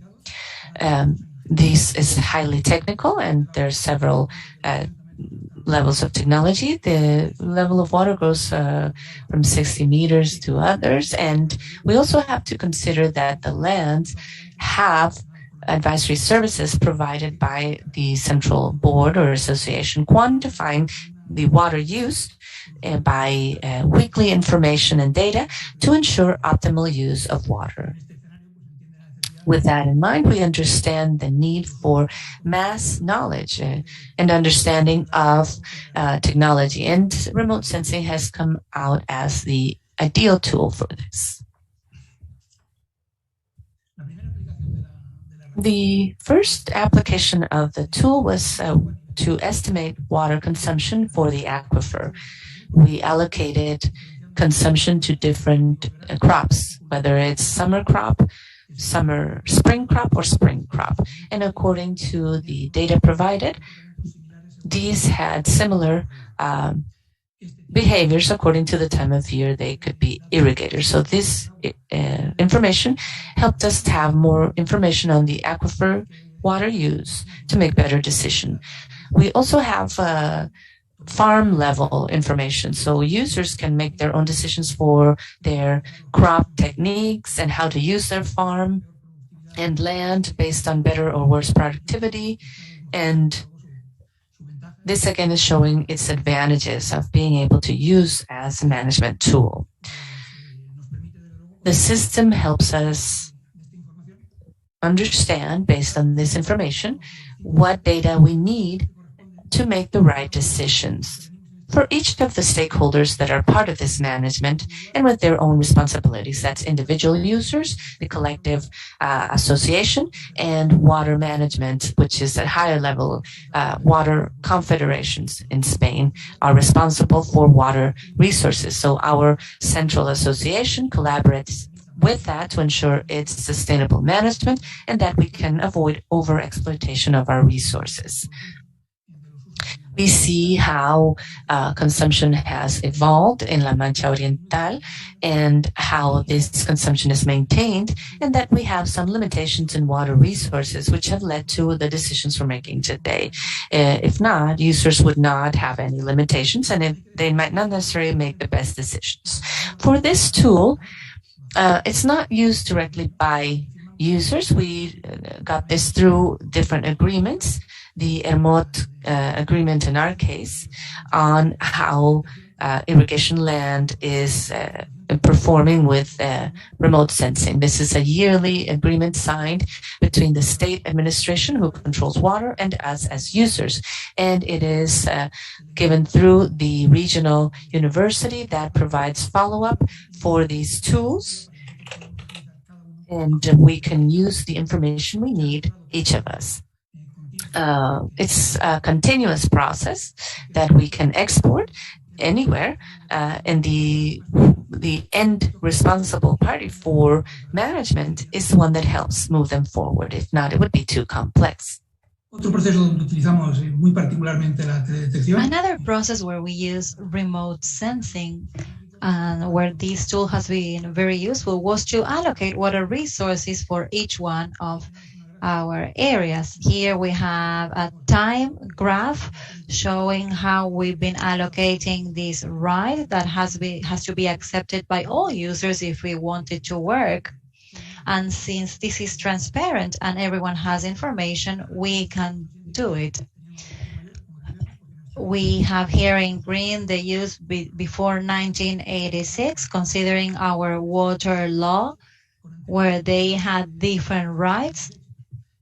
And when we created our central board in 1995, we saw the necessary resources to reach volumes like the ones we had in 1997 of 4,000 cubic meters per hectare up to that date.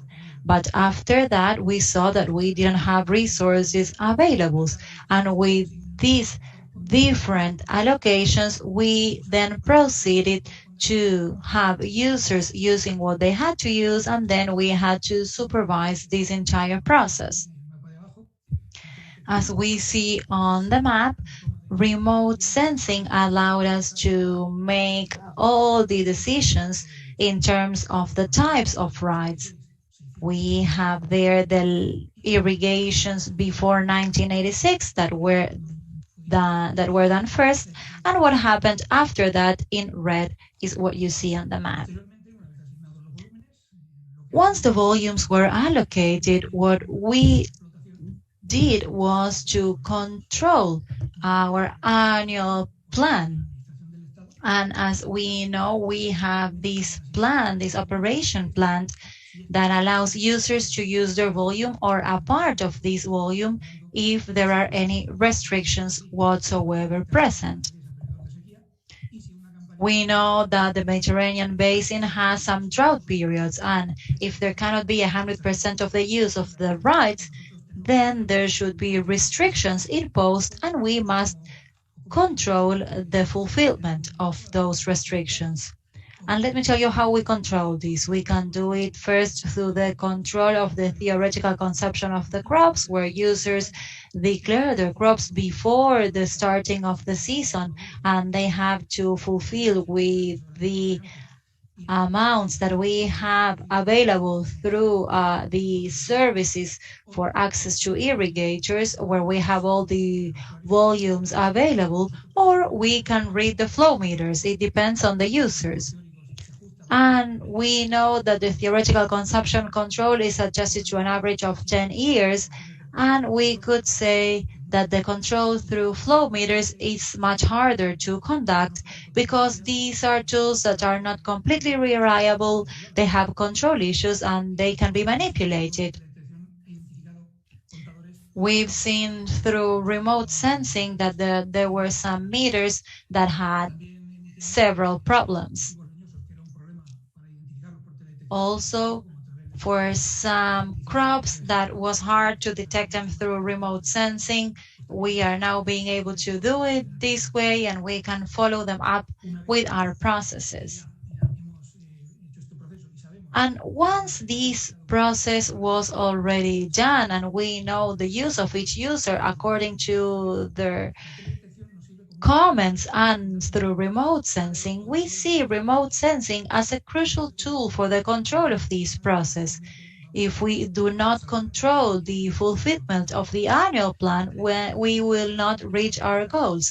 And remote sensing then helps us to detect on the field what is going to be done.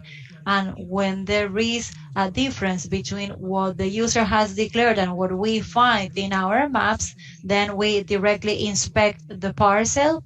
We also carry out follow-ups of crops, and this index allows us to study the crop cycle and if it is following what has been declared or not.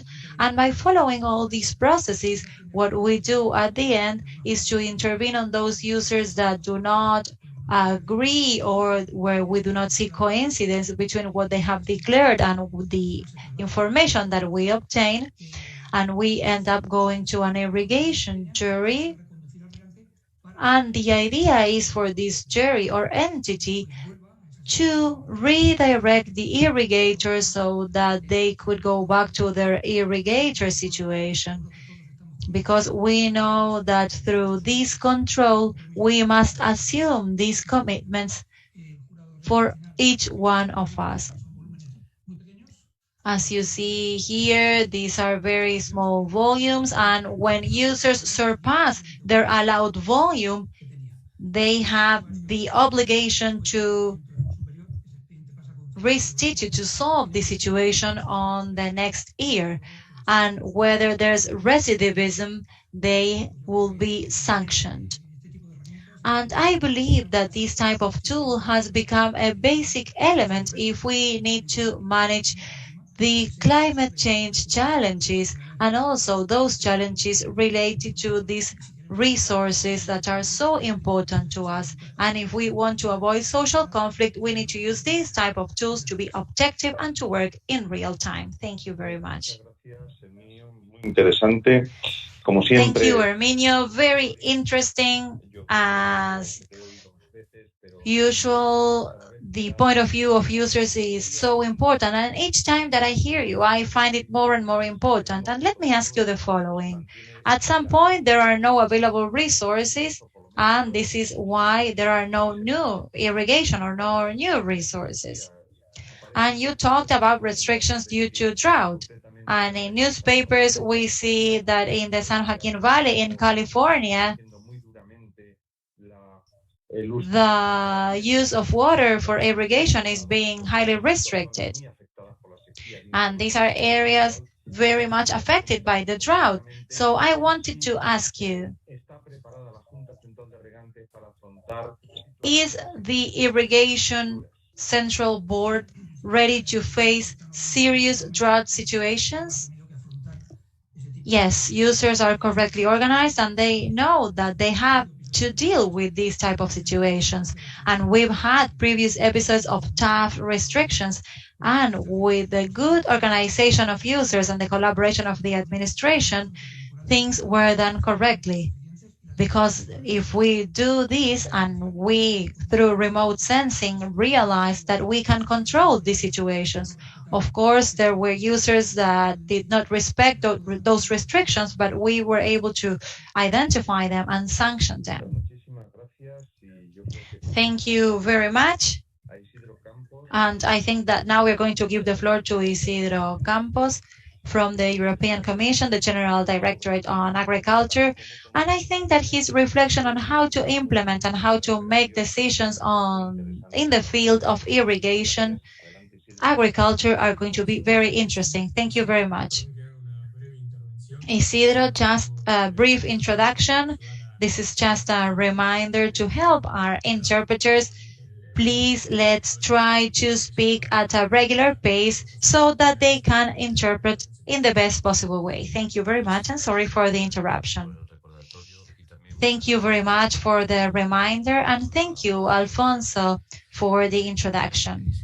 Well, my name is Isidro Campos Rodriguez. I currently work in the General Directorate of Agriculture of the European Commission, and I am going to try and explain how we address the use of remote sensing from the perspective of agricultural policies at the European level. First of all, I would like to thank the organization for inviting me to this event, and I will try to keep a normal pace, but considering the time limits that we have, I will do my best. Okay, so when we talk about agricultural policy at the European level, we are talking mostly about agricultural policy. And since I'm going to be talking about this, I just wanted to make a clarification so that we can all know what is this common agricultural policy, the CAP, probably one of the oldest policies, but one of the largest one at the European level. It has been implemented in the 60s, and the budget is 30 to 40% of the budget of the European Union. The goals, the initial goals, were based on establishing or facilitating a stable supply of food for European citizens, to provide farmers with the right level of living, and then considering how goals in societies change, and the same happens with the goals in the policies. And we also believe that we need to reduce the general impact of agriculture. Right now, we are going through a very interesting period where we are starting a new cycle of this policy. We've had a political agreement where we are going to define a policy that will lead the way for agriculture in the European Union. And in general terms, we are going to maintain the fundamental pillars of the CAP. We are going to maintain the support for farmers, this income support that is given to farmers, with the perspective that they must maintain a certain level of agricultural levels. This means maintaining production, and at the same time they must respect some standards or rules or regulations considering the basic standards in the European Union, and also some basic agricultural practices. And then the other pillars that won't be discussed in detail in this presentation are the rural development measures, which are the measures that were mentioned before. And also we have the market measures that are not important for the purposes of this presentation. And related to this basic support, this income support to farmers, being paid to farmers in order to maintain their agricultural activity, we find one of the first applications the use of remote sensing for agricultural policy. And currently this is the monitoring system for different areas, and it was previously known as checks by monitoring. The basic idea is that those farmers that receive our direct payments are also submitted to the inspection by authorities in order to check the fulfillment of these rules and regulations. This is a very expensive process from the administrative point of view. As Arminio said, the field follow-up is hard and expensive, and as of 2018 there was a proposal to substitute this land follow-up by remote sensing with the Sentinel satellite and the Copernicus program from the European Union. The idea is for the agricultural activity at the parcel level can be verified through a classification of the uses of the soil. Throughout this presentation, we have learned that through remote sensing, we can detect what is being cultivated in each parcel with important levels of detail and with certainty levels as well. And then this was going to be applied at the European level too. It is worth mentioning that this monitoring of the surfaces has mainly a preventive nature. The idea is not to sanction or to remove the support for the farmers, but the main goal here is to check whether the declared activity matches what was observed through remote sensing. And if this is not the case, the idea is to tell farmers so that they can make the necessary changes. And the goal here is not for the farmer to receive that income, but to fulfill or comply with these rules and regulations. Moreover, through the use of satellites and remote sensing, we aim to use other technologies as well. One of the technologies that we are starting to use more and more is geo-reference photographies coming from different European satellites and constellations. And the idea is for farmers to be able to report to control authorities with a cell phone picture what is the crop being cultivated in a specific parcel. And as I was telling you, we do not have long history of these applications at the European level. The regulation implementing these checks by monitoring comes from 2018, but with the approval of the new CAP, this has been improved and extended for the future with the area monitoring system. In the graph on the right, you will see the number of payment agency, Isidro. Let me interrupt you. We are not seeing your presentation. What do you mean that you don't see my presentation? Then you are not seeing anything. We do see you. It's funny, but why didn't you tell me that before? Because it was interesting. Yeah, interesting speech. Yeah. I think it was because you started with a brief introduction. Yeah, but the idea was to do it following this presentation. So, the idea was to thank you first and then to define the CAP. And after defining the CAP, I showed you the area monitoring system and the preventive nature that it conveys. And as I was saying, on the right, you have a graph including the number of paying agencies that worked in 2020 with this system. This is not a system implemented 100% throughout the entire surface of the European Union, and not all countries are participating in the system, but that was the idea. From 2018 to 2024, with the implementation of the policy, the idea was for all countries to have enough time to train their staff, refine the systems, so that in 2024, this could be completely operational at the European level. On the other hand, we've been analyzing the direct application of remote sensing in the follow-up of farmers.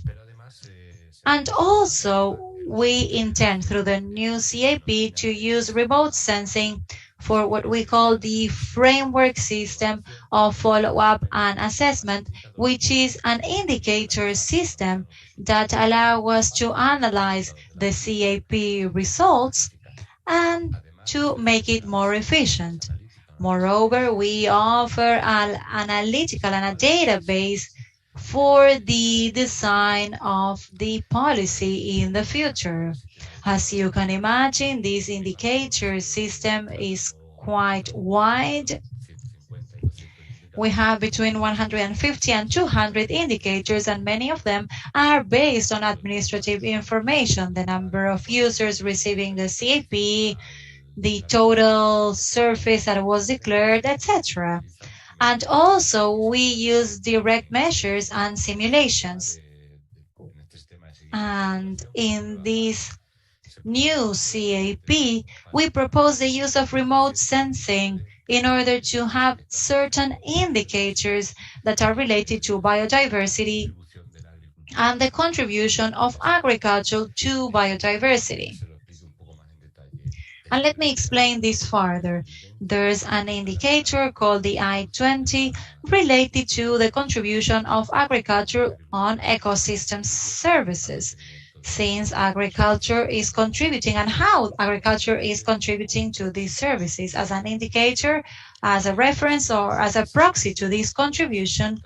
Then we try and define the percentage of the agricultural area being currently covered with the landscape features that are considered beneficial for biodiversity. Nowadays, we use remote sensing to map at the European level all of these elements, whether they are trees or other types of elements which are characteristic, or bushes or characteristics, typical characteristics of the area important for biodiversity. Here we have an area in the north of France, and this shows the different type of parcels with the growth of vegetation there. And there you have a representation of how the time sequence of the satellite images, in this case Sentinel combined with other high-resolution satellites, allow us to map and analyze the evolution of these elements throughout time. And we have this woody vegetation that then allows us to map and represent other characteristics or features of the landscape, like water bodies, etc.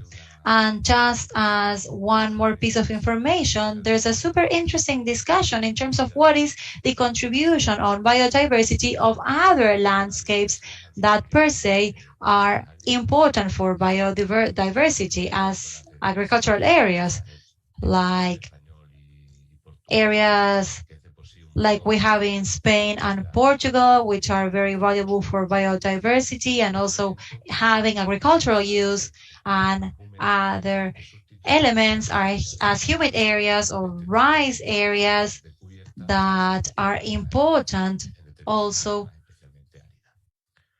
for areas that are extremely arid. And finally, the challenges that we now encounter for the future are the following. As I was telling you, to keep on developing the application of remote sensing for some indicators and also for some other measures being implemented within the agricultural policy. Then the development of new indicators allowing us in the future to have a more extensive use of remote sensing. And the red example that I believe very important is the use of remote sensing for indicators related to the use of water or water consumption in irrigation. This is something that we are discussing, but that has not been operationally applied for the next reform yet. And finally, another area that we believe very important is to transfer the benefits of remote sensing, not only for administration, but also for end users. The new CAP makes reference or highlights the need to provide the farmers with the necessary tools. And in this presentation, we have, for example, the possibility of using this sustainability tool for nutrients. This is a digital tool for farmers in order to define the number of nutrients in each parcel and then to make a more efficient use of fertilizers. And following the same line of using tools for a more efficient use of resources, we believe firmly that remote sensing will have a key role in the future. Thank you very much for your attention. I am sorry that I was not showing my presentation before, but I believe that you will have the presentation for participants after this event. Yo me gustaría una reflexión personal. Thank you. Now that we're talking about water resource management, I'd like to ask your experience from the European Commission. How are they considering remote sensing to use or manage such a scarce resource as water? Well, at water resource level, I did not want to get into that because we don't have remote sensing for that yet. The indicator does exist in the CAP. There is an indicator that is called the Index of Water Exploitation or Water Use, and that's just a national scale or regional scale balance that computes available water and water that is consumed. So that, as we know, after this session, that is very difficult to do.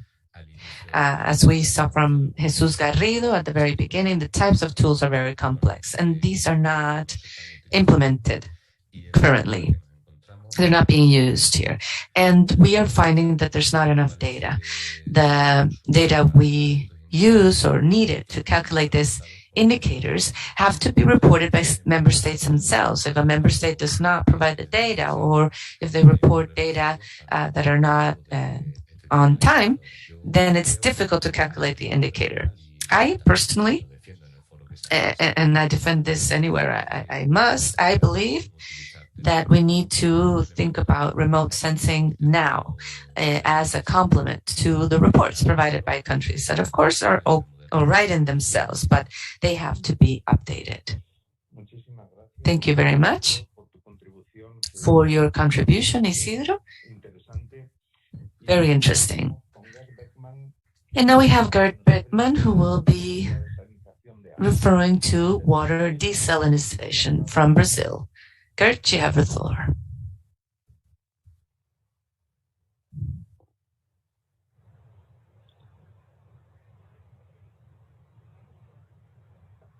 Ger, el sonido. You're not hearing you, Gert. You're muted. Ahora sí. Thank you. Now. So once again, thank you to Fontagro for inviting me, and congratulations to my fellow panelists. My presentation focuses on the situation we have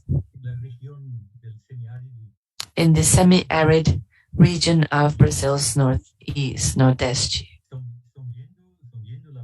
Can you see the presentation on screen? It's not switching slides. Okay.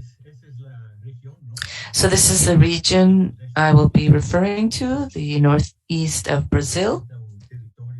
This is a very large territory, 1,200,000 square kilometers, approximately 30 million inhabitants, and it covers 10 states of this region. Historically, this region has suffered from the effects of constant droughts. This is something that has happened for centuries now, and mainly because there's large climate variability in the region. The distribution of rainfall and even the geographical standpoint is very irregular.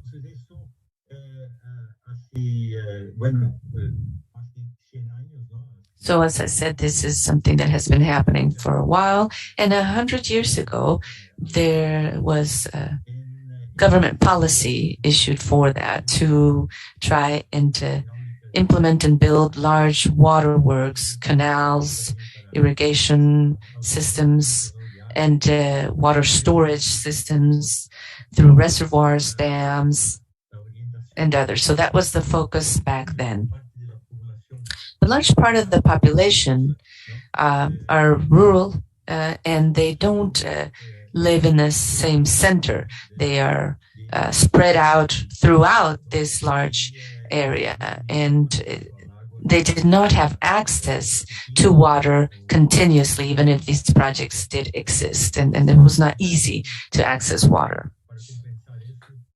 To compensate that, there was an introduction of policy based on water supply and providing water on wheels, so transporting water from one part of the region to another, as is common in other regions too. But of course, that was not a definitive solution. If water was taken from the same reservoirs,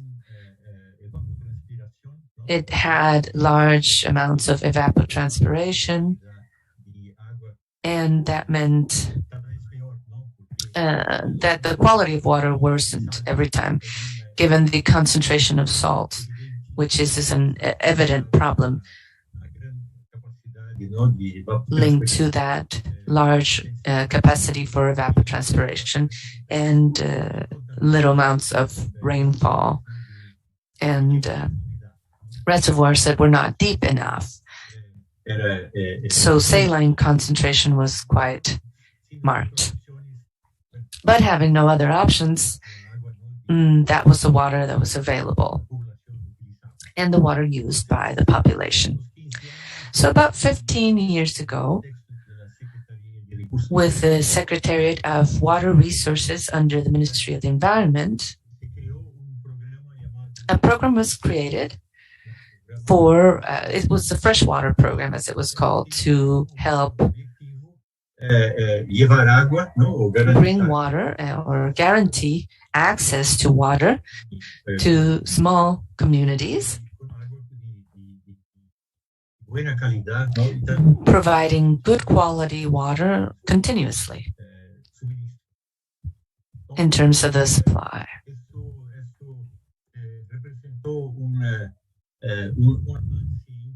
That meant important progress for the region. About 1,200 municipalities were included in the program. And the program was based on using wells. Many of these were existing wells that were not in use, and providing maintenance and high concentration of brackish water. So osmosis technology, inverse osmosis technology, was used or considered as one way to help solve this situation.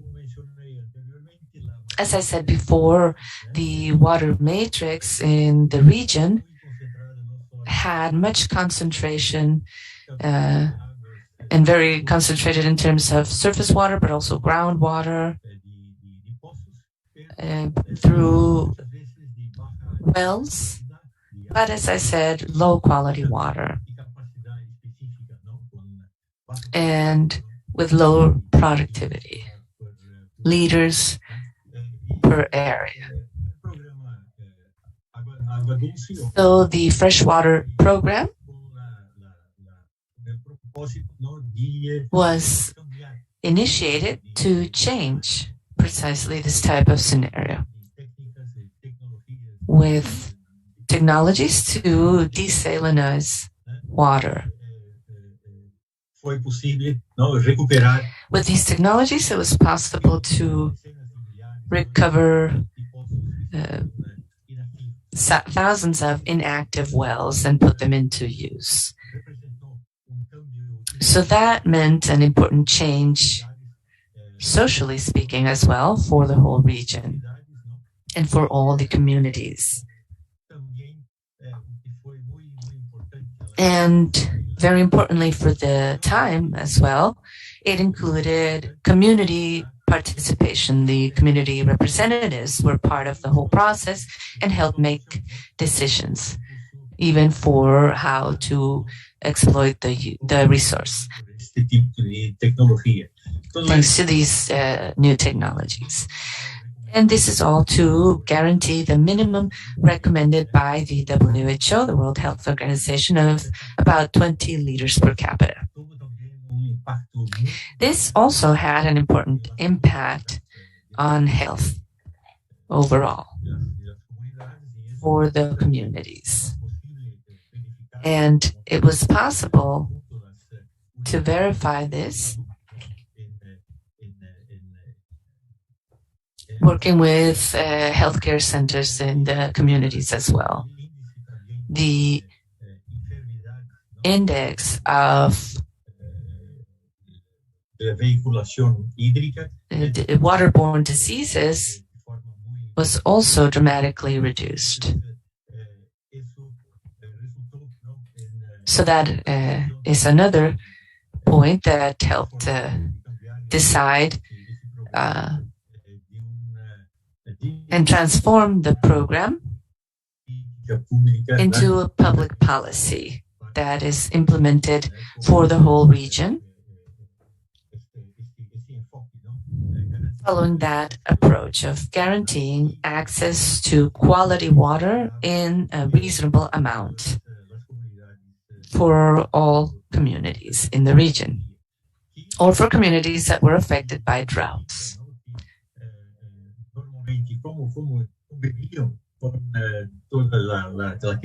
And of course, because they live through climate variability, this helps confirm the fact that we heard from the last IPCC report, the fact that in the future we have a very concerning scenario with climate change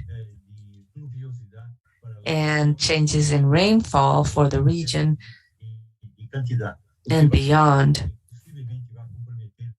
So we will probably see large water infrastructure be compromised with this climate change. The freshwater program also wanted to take it a step further by introducing a productive component in this context.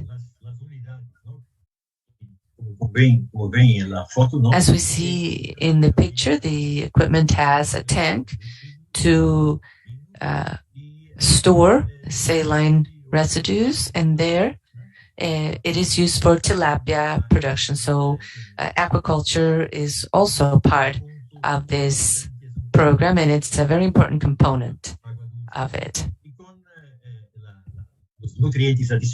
And with the additional nutrients for the fish, the water is also used for irrigation. And it is also used for different types of livestock production and quinoa growing. So it is an important economic component as well for these communities, where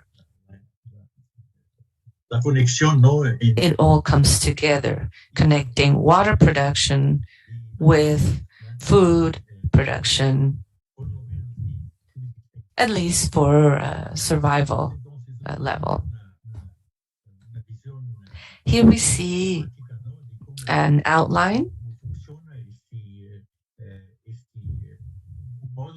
of the module for desalination and how it works. And you need to have a well with a minimum capacity of 5,000 liters per hour. This then goes through the desalinizer. The pictures we saw before, the small osmosis units. The concentrate goes to a reservoir, and it is then discharged into the aquaculture tanks. Drinking water goes through this device here.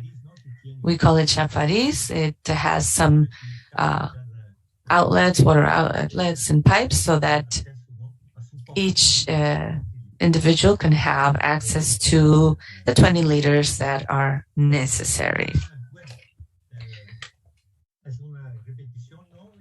This is a bit of a repetition of the outline, and it's quite efficient for the region. From the hydrogeological standpoint, as I said, it has great limitations because these are sedimentary aquifers that have a lot of runoff from the fast runoff from the surface of rainfall.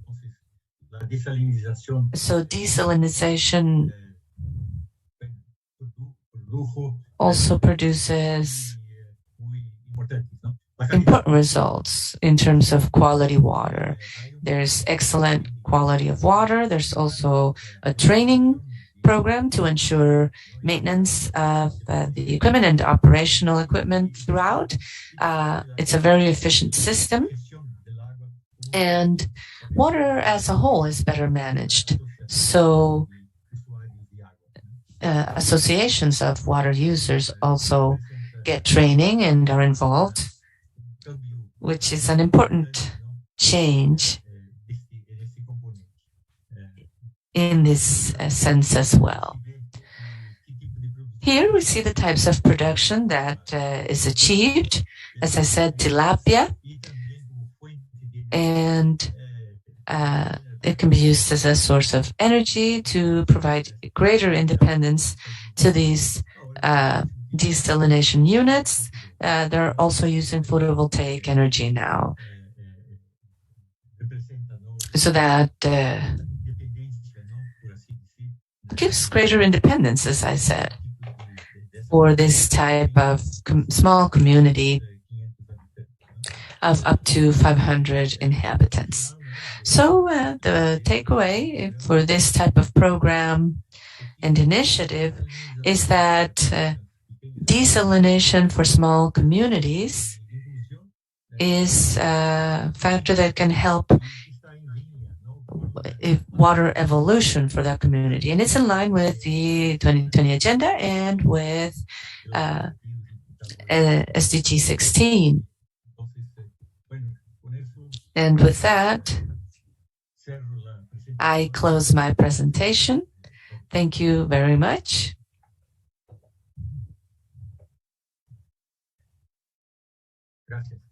Thank you.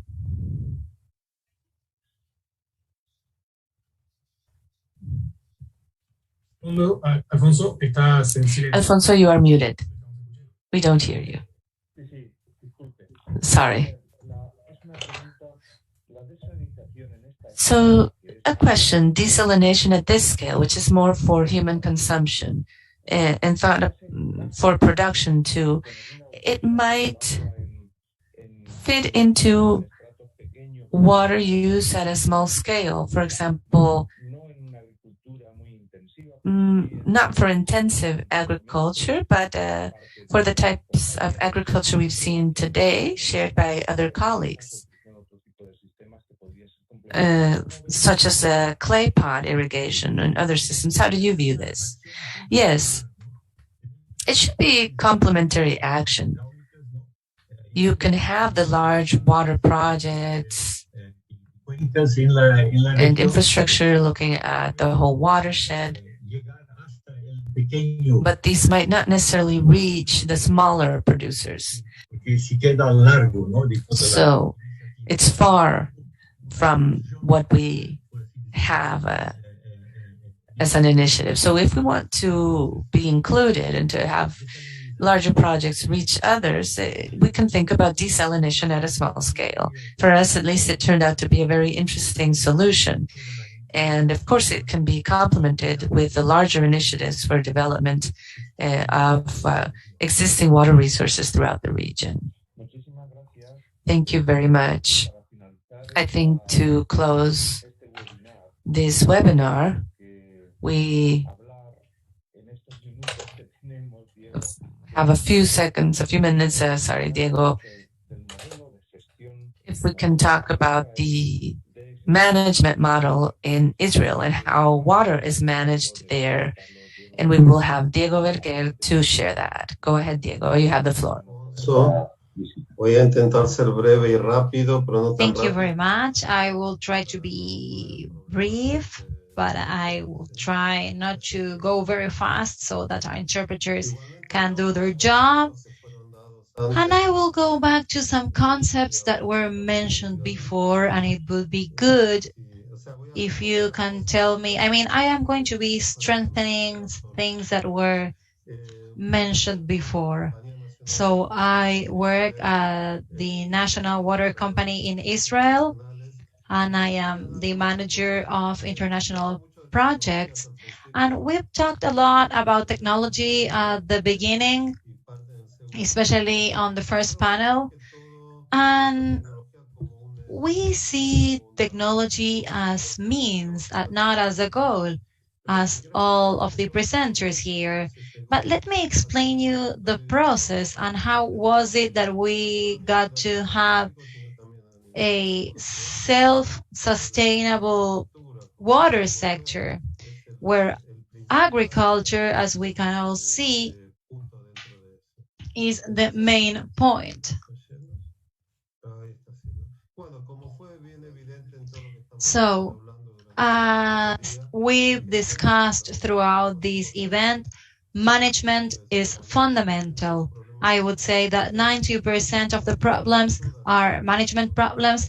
Technology allows us to do what we used to do in the past, but now in a more efficient way. But there are few problems that could not be solved without technology. Technology allows us to do it in a more efficient way. The idea is for it to be accessible by others.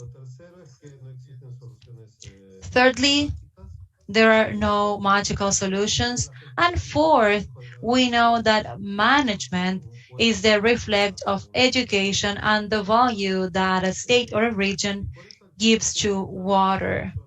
So I won't tell you all the story because I could speak for 3 hours about this, but let me tell you exactly what are the 4 pillars that allow for the existence of a water sector, a successful water sector in Israel.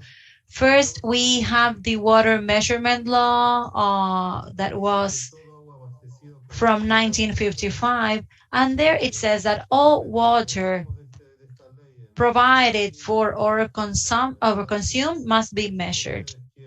And usually people ask me, so you want to measure because you want to charge for water.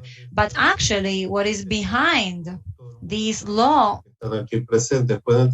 as everyone knows, is that what is not measured cannot be managed. In Israel, water for agriculture started to be measured in 1955. You will see the data later. And at the beginning, water was subsidized. It was subsidized for almost 20 years, water for agriculture. But it was measured with measuring instruments, not through remote sensing. Remote sensing can be helpful, but it won't replace the meters. The second law that we had 4 years later is the water law, and law is a public good, and this law that was like a precursor defines all types of water resources. Treated and untreated effluent waters are considered resources as well. So all of these are resources considered within the water resources, and they, as we say, belong to the public, and they must be managed by the state for common good, not only for one sector or for lobbying. And the second pillars are much more recent. First one from 2005, which explains that there is only one responsible for water management, this water authority. There are not 10 ministers. In the past, we used to have the Ministry of Agriculture, Interior, Finances, Foreign Affairs, Health, Environment. All of them had a say on water, but as of 2005, there was only one organization responsible for it. All of the other ministries have their participation within the board of water use, and they do help in preparing new policies for water management. But once a decision is made on the policy, the only authority responsible for it is the water authority. And this is related to the last pillar, which says that the water sector in Israel is self-financed. It does not depend on the budget from the state. And actually, it is forbidden to use water money for other purposes that are not related to the water sector. And within this water money, this money that comes from water, 30% considers future projects. This means that every project, the water sector in Israel has around $700 million for new projects. They do not depend on the policy, which in many cases is good and in others is not that good. But this budget, for example, due to the pandemic, people could say that there is no money because we are going through an emergency. So it is very good that this budget is independent from the political sector. And here you can see Israel's story in numbers as of 1948, with the beginning of the state of Israel. In black, we see the growth of population. At the beginning, there was less than 1 million inhabitants, and we have more than 9 million. And in 1955, we had the water measurement law right here. We have data where we started measuring in 58. We were discussing why is measurement important. Well, for this, in green, you're going to see industrial consumption, and in blue, we have domestic consumption. In a darker green, we have the agricultural consumption, and here in blue at the top, this is the total consumption. And you can see that the agricultural consumption is quite similar throughout history. Domestic consumption is related to the increase in population. And here, in order to understand what were the policies, let me show you the following, because my message after this presentation is for you to know that in Israel, we were able to create a water sector fostering the incorporation of technologies and fostering due to needs being more efficient. Using lower amounts of water. When people come and buy technology from here because they call us the startup nation, they need to understand the history behind all this. So as from the 60s, we had a very strong policy to move from surface irrigation to pressurized irrigation, increasing the efficiency. And as of 75, we started fostering the use of brackish water, and at the end of the 70s, all of the irrigation was pressurized irrigation. And in the 80s, 87, 88, there was the reuse of effluent waters for agricultural. But let me be clear here. Let's see the participation of agriculture in the entire consumption of Israel. In the 60s, 80% of the water was for agriculture, and now we are only at 53%. Therefore, we see how 85% comes from reuse, meaning that by reusing 85% of effluent waters for agriculture, as I will show here, you can see the consumption for agriculture from the beginning of reuse for agriculture. In black, we have the total consumption. In blue, we have the drinking water consumption for agriculture that went down after the reuse started. And in green, we have the reuse of treated effluent waters. And as of 2017, this use is now higher than the use of drinking water, and this drinking water was released to be used for population and not for agriculture. And this is possible because 53% of water goes to agriculture. If we would have 80% of our water for agriculture, the incidence of reuse of effluent waters would be marginal. And one more thing that you can see here, considering the use of brackish water, as previous speakers mentioned, we consider them marginal waters, and then we started using it more and more for agriculture. And I am not talking about desalinization of brackish water here. What I would like to show here is how the planning will take place up to 2050, considering climate change in the region. We are going to have less water in the region, so we're going to desalinate seawater, brackish water, as you can see here, and we're going to need to use more effluent waters. By 2050, 40% of the water for the entire water sector will be desalination water, and only 28.5% will be natural water.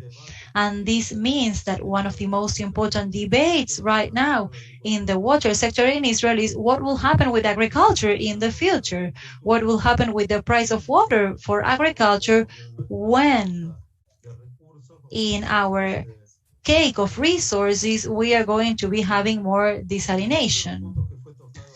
And another important point that was mentioned today is climate change.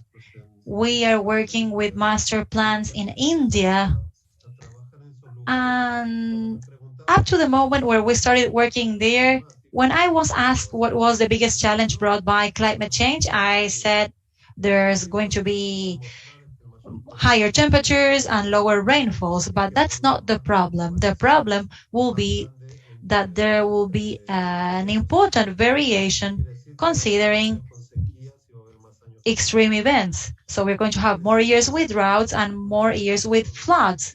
And this will mean that a drought or a flood that could take place once every 20 years, in 20 years, it will happen once every 10 years. And we need to be prepared for that. However, the question will be, what will be considered unusual? If now this is once every 10 years, this will be more regular than in the past. So what will happen in the future will be an increase of uncertainty, and that's where technology will come to play more and more in order to reduce uncertainties. And I believe that that is one of the few ways for Latin America to justify the use of technologies, because in this case, technology will allow us to be less vulnerable to climate change. Instead of using 100, we're going to be using 50 for the same goal through good technology. So we are going to be less vulnerable when we have more or less water. So to summarize, we need to know our resources. It is very important to define the goals of the sector. We need to plan for the short, medium, and long term by reducing uncertainty, and this means water resources, and implementing clear policies. When people know what are the policies being implemented, they are going to be supporting them. We need to make these implementations gradually. And why am I telling you this? Because in Israel, we are talking about an 80-year process. When there is a place where they would like to change behaviors, as it is usually said, nobody wants to give away their benefits. And that's a problem, that's an issue. So let me tell you that Israel was blessed with lack of resources, especially water resources, while in many places in Latin America, they were not so blessed. Moreover, we need to train and conduct works in Latin America, there are many feasibility studies that were for works that were never conducted. And finally, let me tell you that these are the questions that we need to ask when there is a change intended. First, what type of project do you want? Are you still going to be having agriculture or not? What is the role of the water sector and what are the targets for it? And also, do we have all the tools to reach these goals? These are the questions that were asked in Israel in order to reach the current status of the water sector. Are there any obstacles? And finally, what type of agriculture would we have in Latin America if water had its real price? I cannot answer this question because there are several comments to make for this question. But we need to understand if we're going to have subsistence agriculture or, as we asked at the beginning, what will be the type of project that you would like to have for your own countries. I hope that I made my time, and now I will give you the floor. Thank you.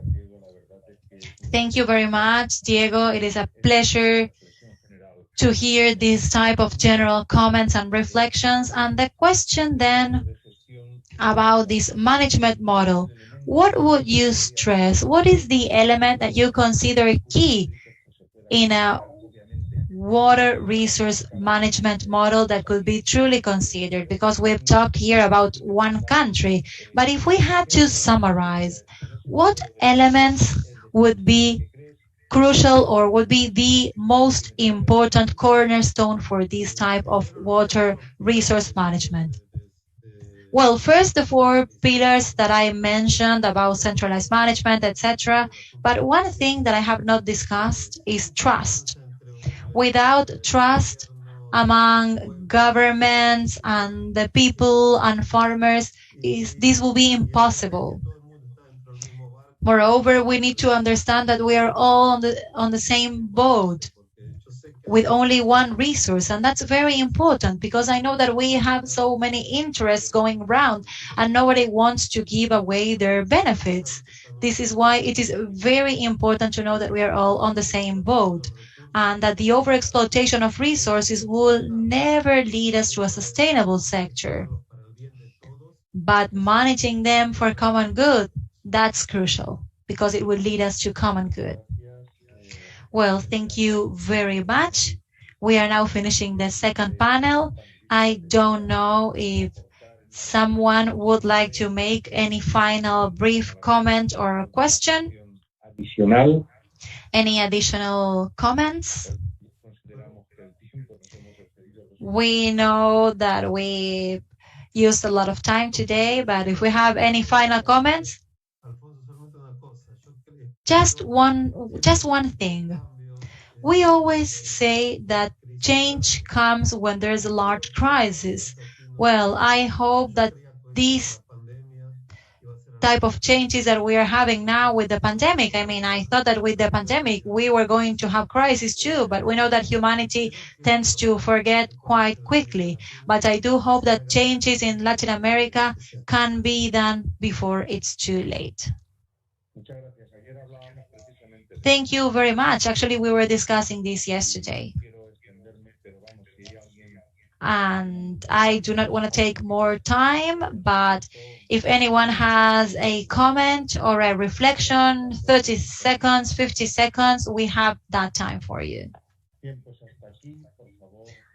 Well, Leandro, as organizer, thank you all very much. Thank you for all of the presentations. Thank you to the speakers for all of their knowledge, and I will see you soon. As an organizer, I would like to make some final comments. I would like to thank all of you for your participation. We took a lot of time, but we learned a lot too. Thank you, and I will give the floor to Federico for the final comments of this event. Thank you very much, Claudio. I don't want to take more time, but on behalf of ICA, myself, Eugenia, Fontagro, I would like to thank all of you again. And I am truly impressed seeing all the wide range of techniques and technologies that were shown today, not only from the perspective of production, but also about policy design. And I am not an expert on this topic, but I do see how the great challenge is to make all this knowledge and technology available and operative for a better management of water. And as Diego said at the end, considering also the common good, at the end of the day, that's the most important thing. And the focus of this series of webinars is precisely that, find a way for us to learn and benefit from real experiences, considering also, as was said, that technology is not the aim, not the goal, it's just the means. And this was mentioned on several occasions. And we also know that climate change is doubling all of our efforts, considering all the challenges being presented and increased, especially in water management. Moreover, we've seen how these technologies as means to improve water management, they should not imply the exclusion of those who have less advantages to implement it. We need to find a way to make everyone a beneficiary of these technologies, regardless of the size of these farmers. So to close, I hope that this was useful for you. I hope that this has triggered ideas and bonds and links, and actually we are already seeing some interaction opportunities. And remember that all of these will be uploaded on ICA's social media, Facebook and YouTube, so that you can rewatch it whenever you need it. And without further ado, thank you all very much and see you soon.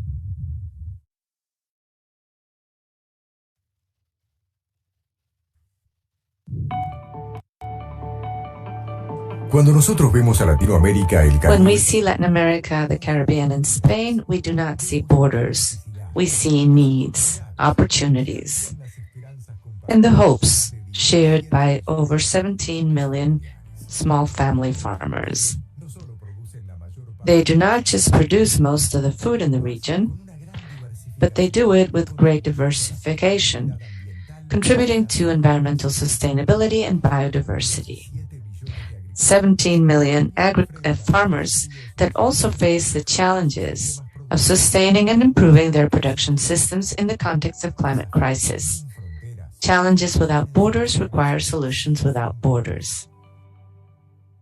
Y esto es lo que vieron los líderes regionales. This is what regional leaders understood when they joined forces to found Fontagro over 25 years ago. We are a platform of international cooperation for development and co-funding of science and innovation projects in agriculture. With our headquarters in Washington, D.C., supported by ADB and ICA, we foster collaborative projects among researchers at national institutes in technology of 15 countries in Latin America, the Caribbean, and Spain.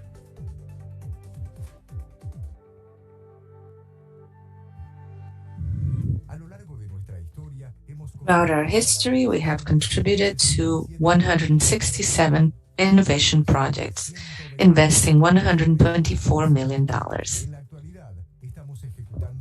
We are currently executing 40 projects that connect efforts of 362 researchers in fields as diverse as crops, livestock farming, foods and markets, natural resources, forestry, and agriculture. We are Fontagro. We are science in collaboration and action.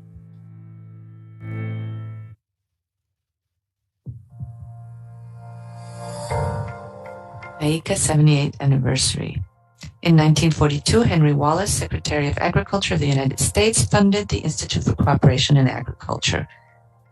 Once adopted, this current institute, the Inter-American Institute for Cooperation in Agriculture, has continued. it started from a need that the American continent needed an organization with a mission to promote agricultural development and rural well-being.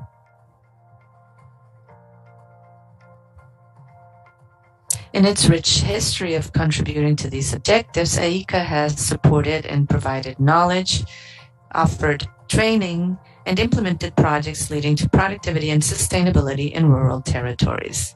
It has positive impact that is translated into income and insertion in local markets.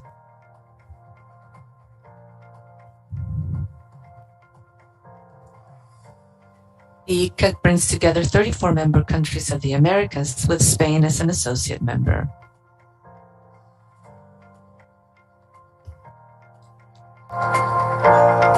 Throughout its history, there has been constant change, and it has supported relevant changes to strengthen institutions throughout Latin America.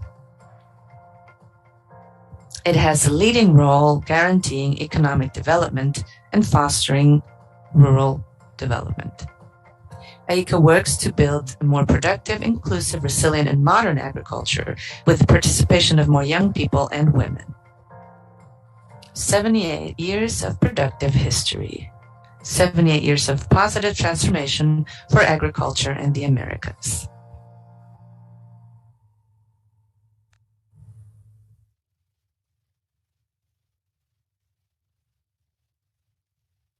Recording stopped.